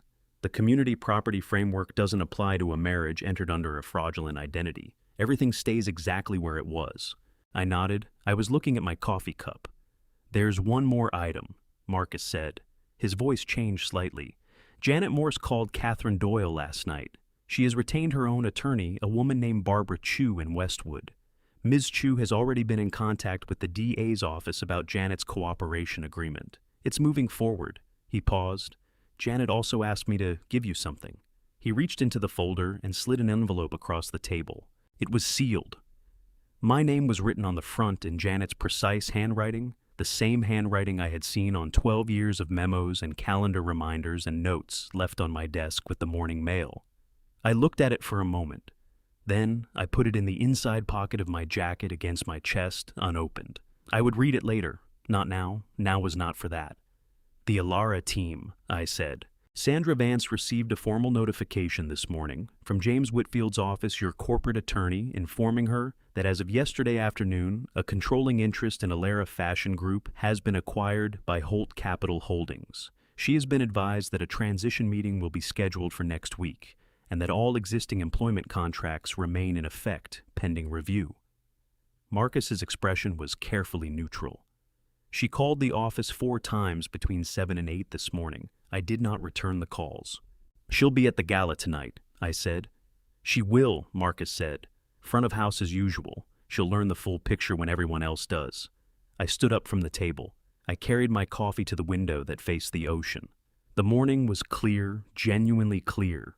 The marine layer completely gone, the Pacific running deep blue all the way to the horizon. The kind of California morning that looked like a promise. "Marcus," I said, "Claire is being discharged from Cedars-Sinai at noon. I need a car for her." "Already arranged. She'll be at the hotel by 1. Hair and makeup at 4. He paused. "She told me to tell you that she's wearing blue, Diana's color. Claire always wore blue when she wanted to feel her mother close to her." I looked at the ocean for another moment. Then I turned from the window, straightened my jacket, and picked up my keys. "One more thing," I said. "The flowers," Marcus said before I could finish. I looked at him. "I had them delivered to her hotel room this morning," he said. "Sunflowers, 2 dozen. He allowed himself a small smile. "She sent me a photograph. They're in a coffee mug on the bathroom counter." I looked at Marcus Webb across the kitchen of the Malibu house. 30 years of friendship, 2 combat deployments, 1 empire, and more difficult mornings than either of us would ever count. And I felt something settle in my chest that had not been settled in a very long time. "Let's go," I said. "Before I step onto that stage and reveal the devastating confrontation that shattered high society, please comment on the number 11 right now so I know you are still here, standing shoulder to shoulder with my daughter and me until the very end. And please note, the following events contain a few dramatized fictional elements tailored to highlight a deeper lesson. If this approach does not suit your taste, feel free to turn off the video right here." The Beverly Hills Ballroom held 400 people, and tonight every seat was filled. I arrived at 6:55. Marcus had positioned Detective Reyes's 4 officers around the perimeter, all in black tie, all invisible in the crowd. We waited. At 7:20, Marcus's phone buzzed. "They're here, front row, both of them." "Claire's at table 7, he said quietly. "She's wearing the blue dress." He paused. "She looks like her mother." I did not answer that. At 7:40, Vivian stood up without being called. She moved toward the stage with Cassandra beside her, ivory and black, both of them moving like women who had rehearsed this. Sandra Vance, caught off guard and unwilling to create a scene with a high-spending VIP client in front of 400 guests, stepped back from the podium. Vivian took the microphone with a smile that left no room for argument. "I recently discovered that one of Ilara's interns damaged a piece from my VIP collection," Vivian said. A custom evening gown, irreplaceable. Her gaze moved through the room until it found Claire at table 7. I think the young woman responsible should address this publicly. 400 faces turned toward my daughter. Claire sat perfectly still, hands flat on the table, chin level, eyes steady. What was keeping her spine straight was 23 years of being Raymond Holt's daughter. Then Cassandra leaned into the microphone. How does an intern with no background end up handling a $40,000 gown by bright voice, enjoying herself? Claire's jaw tightened. Her eyes went bright, not with tears that fell, but with tears held in place through sheer will. I pushed open the side door. I moved through the room the way the Corps taught me, with attention, without urgency. I was wearing the black suit. Diana had helped me choose it 8 years ago. I had not worn it since her funeral. This morning, it still fit, which felt like a small and private grace. Vivienne saw me 12 feet from the stage. The expression that crossed her face was the expression of someone who has built something carefully for a very long time and has just heard it beginning to fall. I climbed the 3 steps. I took the microphone from her hand. She let it go. I turned to face the room. 400 people. Every phone already up. Every camera already running. "Good evening," I said.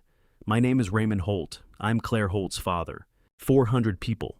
I had spoken to larger rooms than this. Senate subcommittees, international shipping conferences, a shareholder meeting in Rotterdam, where I had delivered difficult news to 900 people about a quarter that had nearly broken us. I had learned in those rooms that the most powerful thing a person can do with a microphone is slow down. Speed reads as panic. Stillness reads as certainty. And tonight, I needed this room to understand that every word I was about to say had been measured and verified and was not going to be walked back.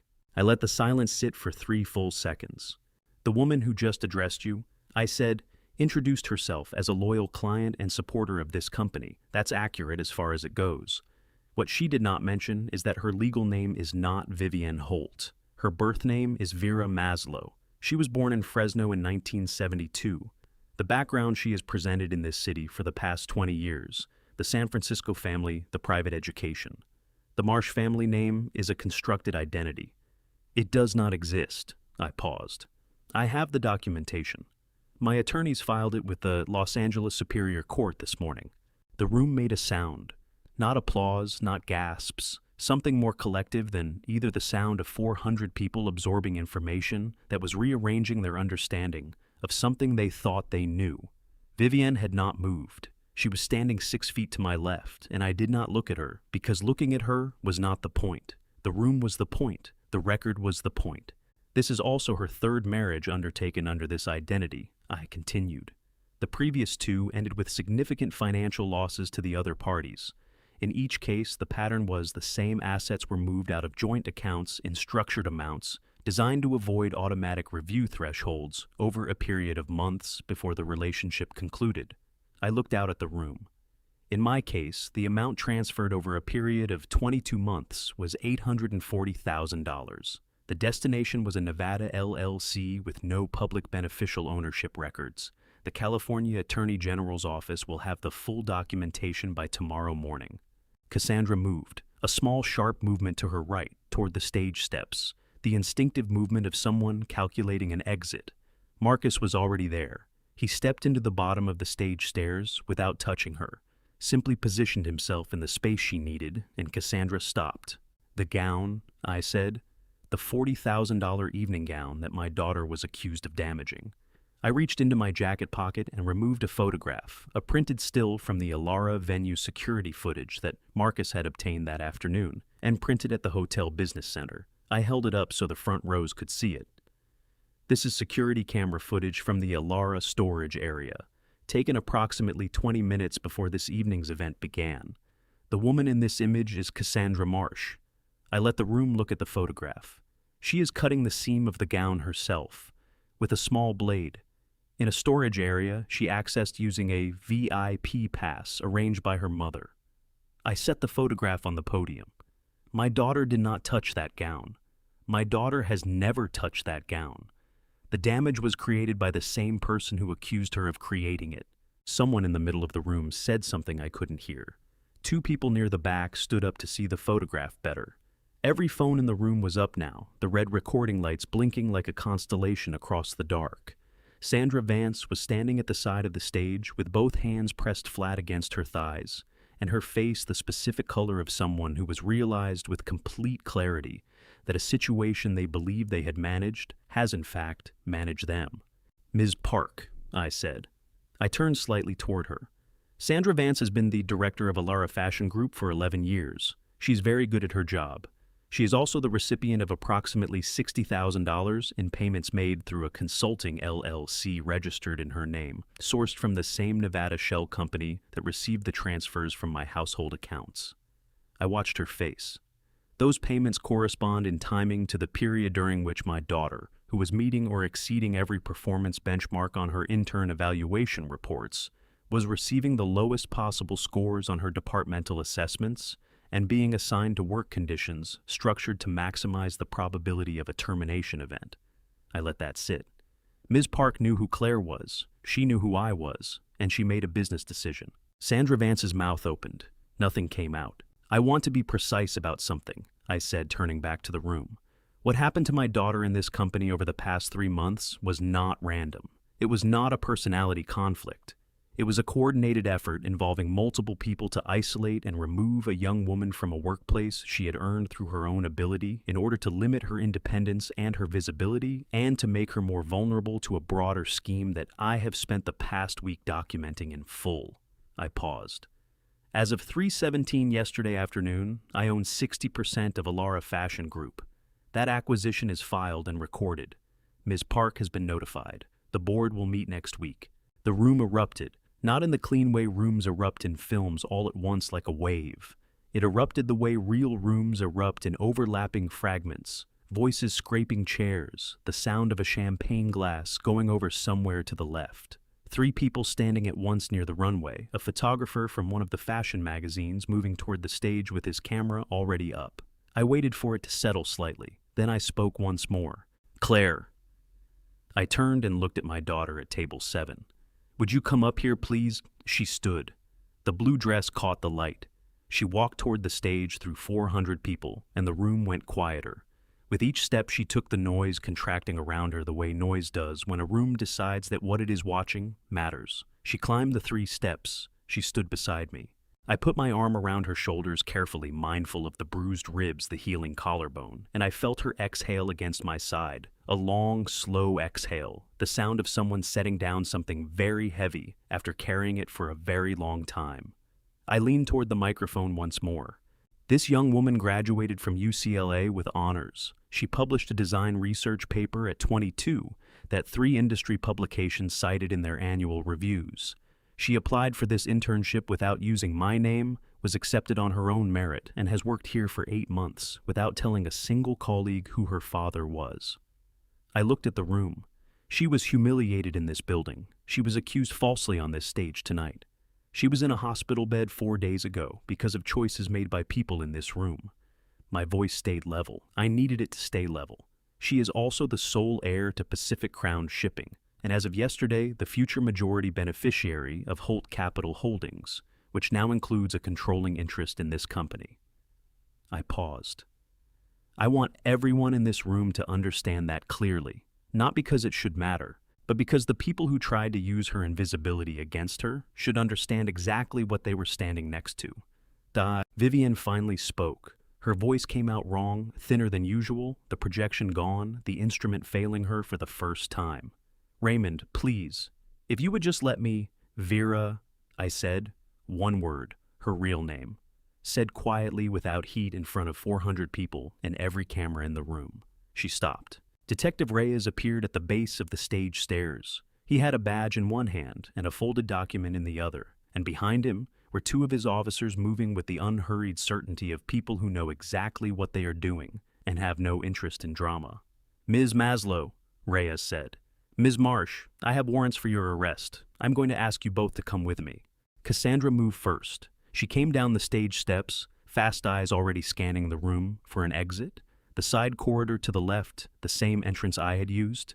She made it 4 steps before Officer Dorado materialized directly in her path. broad-shouldered, utterly calm. He said her name once, in the tone experienced officers use, when the only remaining variable is how the next 30 seconds go for the person hearing it. The room watched in silence so complete, I heard the click of the handcuffs from the stage.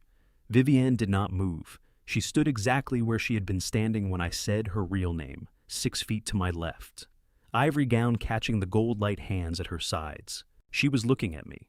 Not at Reyes, not at her daughter being escorted through 400 people. At me. What was in her face was not calculation, not performance. Something that sat behind the eyes rather than in front of them. I looked away. Reyes guided her down the stage steps with a hand that barely touched her elbow. She went without resistance. That was when Derek Sloan appeared. He had been at table 16 all evening I hadn't known, until Marcus texted me at 7:53. Now he was moving through the crowd toward Marcus with the directed energy of a man committed to a decision before he talked himself out of it. Marcus simply stood and let him arrive. As Sloan leaned close and spoke rapidly, Marcus reached into his jacket pocket and placed his phone on the table beside them, screen down. Unhurried, simple. I had told Marcus 3 days earlier if Sloan ever approached record before he finishes his first sentence. Marcus had not needed to be told twice.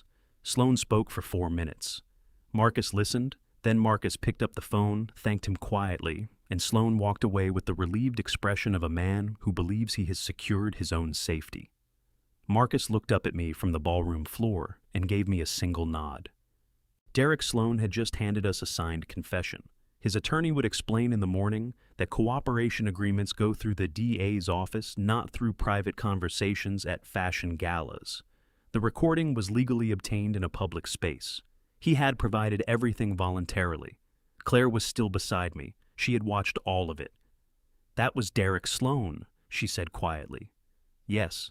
He tried to cut a deal with Marcus." "He did. Did Marcus record it?" "He did." A small pause. "Good," she said. Sandra Vance stepped forward. Her composure was reassembled, but not quite real. "Mr. Holt, I owe your daughter an apology. I made choices I'm not going to defend, and I'll say that here in this room, in front of these people." I looked at her for a moment. She was not Vivienne. She was not Cassandra. "Next week," I said, "my attorney will be in contact." She nodded and stepped back. I turned to Claire. "How are you?" She considered it seriously. "My ribs hurt. I'm hungry. I haven't eaten since this morning." She looked at me. "And I think I'm actually okay." I put my arm carefully around her shoulders. "Marcus made a reservation," I said. 3 days ago, 2 blocks from here." "Of course he did," she said. "Grilled chicken," I said. "He specifically requested it." The real smile crossed her face entirely. Her mother's. "Dad," she said, "let's go eat." Marcus called at 11:40 that night. Claire and I had finished dinner an hour earlier, the grilled chicken, a bottle of sparkling water, a shared piece of lemon tart that neither of us had planned to order, and both of us needed. We had talked about her mother. We had talked about the apartment in Santa Monica and whether she wanted to keep it or find something with better locks and a parking structure with functioning cameras. We had not talked about Vivienne once, which felt like the right decision, and also like something we had both earned. I was back at the Malibu house, sitting on the deck in the dark when Marcus called. "Reyes called me 20 minutes ago," he said.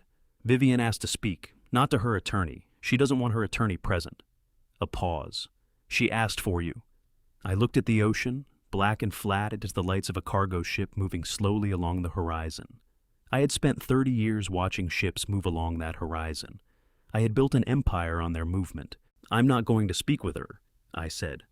"Not tonight, not without counsel present on both sides and a formal framework for whatever she wants to say." I paused. "But I'll come." Reyes met me at the Parker Center at 12:30. He walked me through a corridor that smelled like industrial cleaning fluid and old coffee past a row of holding rooms, and stopped outside a door with a narrow window set into it at eye level. "She's been in there for 2 hours," he said quietly. "Her attorney arrived at 10, spoke with her for 40 minutes and left. She's been alone since." He looked at me. "She hasn't asked for water. She hasn't asked for anything. She's just been sitting there." I looked through the window. The room was small and fluorescent lit, a table and 2 chairs, and nothing else. Vivienne sat in the far chair with her hands flat on the table, and her ivory gown still on. They had not yet processed her, had given her the courtesy of time. and she was looking at the wall directly across from her with an expression I had not seen on her face in 2 years of marriage. Nothing, not performance, not calculation, not the warm managed concern or the practiced attentiveness or any of the instruments she had spent 20 years developing and deploying, just her face undirected at rest. And what her face looked like at rest, stripped of everything she used it for, was tired, profoundly structurally tired. The tiredness of someone who has been holding a very specific shape for a very long time and has finally, in a small fluorescent room with no audience, stopped. I watched her for a long time. She did not know I was there. She was not performing for the window. She was simply sitting in the specific reality of what the night had become, and something in the quality of her stillness, not the stillness of composure, but the stillness of someone who has run out of the energy that composure requires, made me think of what Marcus had said about Gerald Whitfield, the Portland developer. He couldn't always tell, even now, which parts had been real. Reyes spoke quietly beside me. She said something to the intake officer when she came in. The officer wrote it down because it struck her as unusual. He checked his notepad. She said, quote, "I didn't plan to stay this long." I looked at him. What did she mean by that? The officer asked the same thing. Reyes closed the notepad. She said she meant the marriage. She said she didn't plan to still be there after the first year. I looked back through the window. Vivienne had not moved.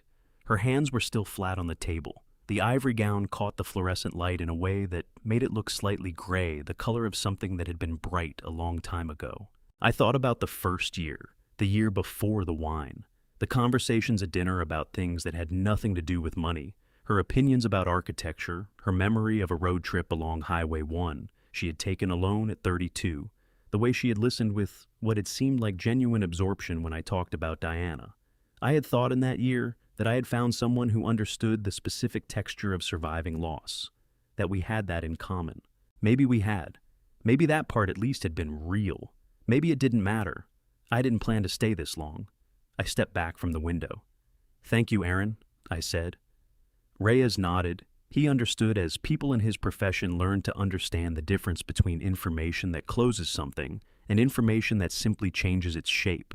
I drove back to Malibu on an empty PCH, the ocean invisible on my right, present only as a sound, the particular low, continuous sound of water that has been moving for longer than anyone can remember, toward a shore it will never stop finding. I didn't plan to stay this long. I thought about that sentence for the entire drive home.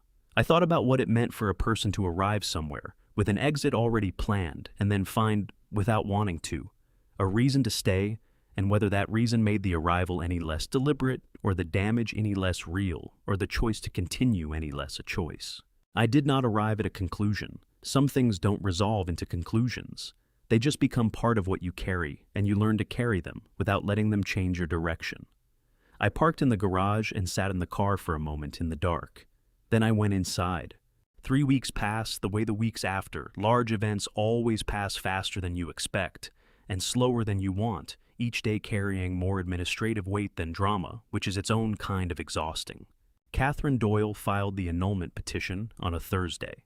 The Los Angeles Superior Court scheduled the preliminary hearing for the following month. The documentation was, in Catherine's words, unusually complete.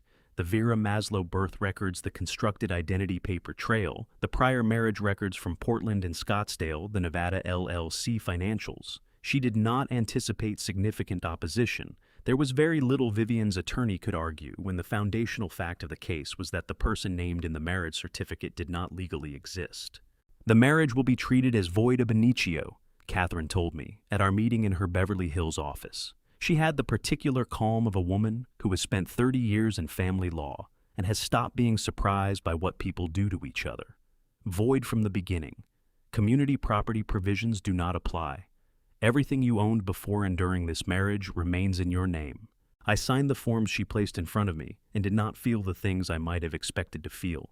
Mostly I felt the specific fatigue of a man who has been running at full operational capacity for 3 weeks and is beginning to understand that the body keeps a ledger. Cassandra's case moved faster.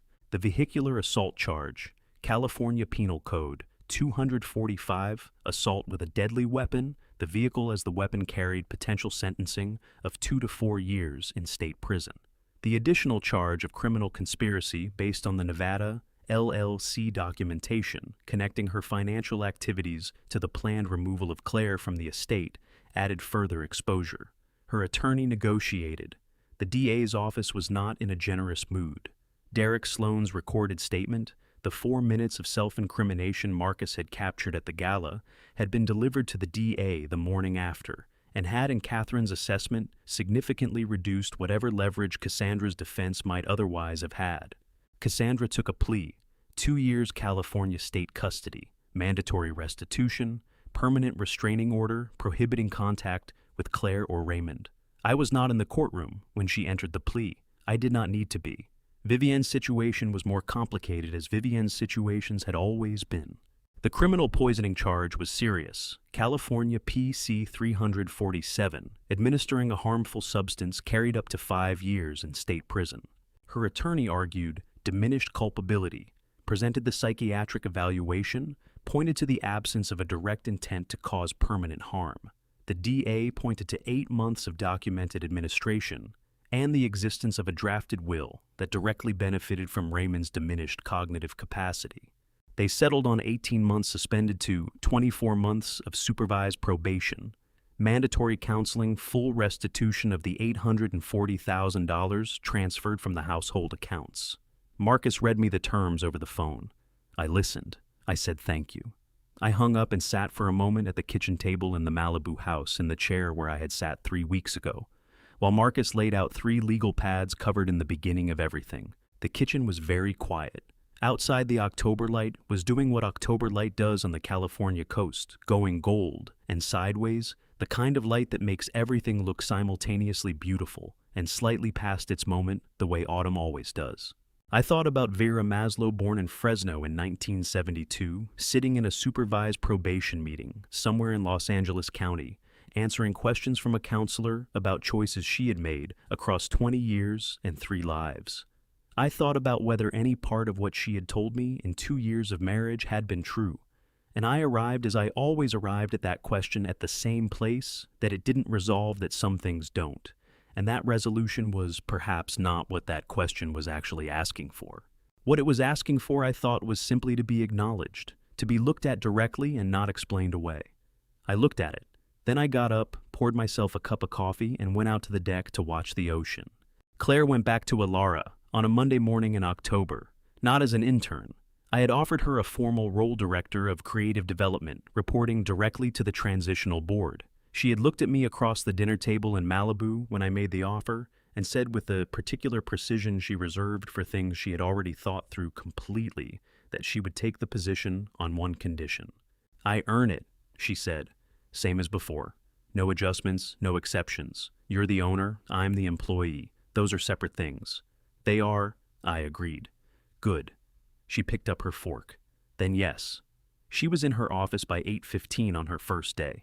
I know because Marcus sent me a photograph. Claire at a wide desk covered in fabric samples and design boards, her reading glasses on a coffee mug in the corner of the frame. Sunflowers in it. I did not go to the building that day. I did not need to. Janet Morse came back the following week. Her attorney had finalized the cooperation agreement with the DA's office. Her role in the case had been formally classified as coerced participation, which meant her exposure was limited and her record remained clean. She had spent 3 weeks, she told me, deciding whether to call. She had called on a Thursday morning because Thursday was the day she always filed the weekly reports and old habits she said were difficult to reason with. She sat across from me in the Pacific Crown office on Wilshire, and she put a sealed envelope on the desk, the same envelope Marcus had given me at the Malibu house the morning of the gala, the one I had put in my jacket pocket unopened and carried against my chest through everything that followed. "You didn't read it?" she said. "No," I said. She looked at the envelope. "It just says I'm sorry, and that I kept copies of everything because I couldn't think of anything else I was able to do." She paused. "I know that's not enough." "It was enough," I said. "It was exactly enough." She came back to work the following Monday. She did not ask whether the position was still available. She simply arrived at 7 a.m. with the weekly reports already prepared, set them on my desk, poured 2 cups of coffee, and sat down in the chair across from me, the way she had sat every Monday morning for 12 years. Some things I was learning did not need to be rebuilt from the ground up. Some things just needed to be resumed. On a Saturday in November, Claire drove up to Malibu. She arrived at 10 in the morning with a paper bag from the bakery in Santa Monica she had been going to since she was 14 years old, and she let herself in through the side door, the way she had always let herself in, and she put the bag on the kitchen counter and called my name, the way she had called it since she could talk 2 syllables slightly rising at the end, the specific sound of someone who is certain they are welcome. I was on the deck. I heard her come in. I did not move because I knew she would find me. She came through the kitchen door with 2 cups of coffee and sat in the chair beside mine, the one that had faced the ocean for 20 years. We did not say anything for a few minutes. The November ocean was running dark blue and serious, the kind of color it gets when the season has finally committed to itself. "I've been thinking about Mom," Claire said. "Me too," I said. "I think she would have figured it out faster than we did." I thought about that. "She would have figured it out in about 3 weeks," I said. "And she would have been very calm about telling me, and I would not have believed her, and we would have argued about it for 2 days, and then I would have believed her." Claire smiled into her coffee cup. "That's exactly right." The ocean moved. A pelican worked its way south along the waterline, low and deliberate the way pelicans always flew along this stretch of coast. "Dad?" Claire said. "Thank you. You did most of it yourself," I said. "I know," she said. "Thank you anyway." I looked at her, my daughter 23 years old in the chair beside mine, with her coffee and her reading glasses pushed up on her head, and the November light in her hair that was Diana's hair on a deck that had always been ours. Some mornings you understand with complete clarity that you have not lost everything, that the most important things held. This was one of those mornings. In December, I went back to Wilshire Boulevard. I did not plan it. I was driving back from a meeting at the Pacific Crown offices downtown, and I took Wilshire West out of habit, and somewhere between Koreatown and Fairfax, I passed the corner where the street vendor had been standing on Claire's birthday, the man who had sold me $12 worth of sunflowers without haggling on a September morning that had turned out to be the beginning of everything. He was still there, same corner, same cart, same bright yellow blooms facing the morning, like they had somewhere important to be. I pulled over. He remembered me, or he said he did, which amounted to the same thing. I bought 2 bunches, 24 stems, the same number Marcus had ordered for Claire's hotel room the morning of the gala, and I drove to the Alara building on South Grand Avenue, and I parked 2 blocks south the way I had parked on her birthday, and I walked to the lobby with the flowers under my arm. The young man at the security desk was different from the one in September. He looked up when I came in. "Good morning, sir. Do you have an appointment?" "I'm here to see Claire Holt," I said. "Director of Creative Development. I'm her father." He smiled the same softening that happens when fathers mention daughters and reached for the visitor log. This time, Claire was waiting in the lobby when the elevator opened on the 4th floor. She had been watching the security feed. Of course she had. She was her mother's daughter and her father's daughter in equal measure, which meant she was always 3 steps ahead and never admitted it until after. She looked at the sunflowers, then at me. "You're wearing the jacket," she said. "The olive green one, slightly frayed at the left cuff. Purchased in Oceanside in 1980-something, worn on days that mattered privately." "I am," I said. She took the flowers. She looked at them for a moment, the same bright yellow, the same brown paper wrapping $12 a bunch from a man on a corner who remembered faces. "Come on," she said. "I'll show you my office." I followed my daughter down the hallway. The walls were hung with new photographs, design work, runway shots, fabric studies and colors that reminded me of Diana's garden in Pasadena. At the end of the hall, through the frosted glass doors, where I had stood on a September morning and heard something that rearranged my life, Claire's name was printed in clean sans serif letters on a placard beside the door. Claire Holt, Director of Creative Development. She pushed the door open and I walked through it. On her desk in a coffee mug were the sunflowers from November, dried now, petals curled and pale the way flowers go when you keep them past the point where most people would throw them out. She set the new ones beside them. "I keep them until they're done," she said. She sat down at her desk and picked up her reading glasses. "Dad, sit down. Tell me about your morning." I sat down across from my daughter in the room where everything had started.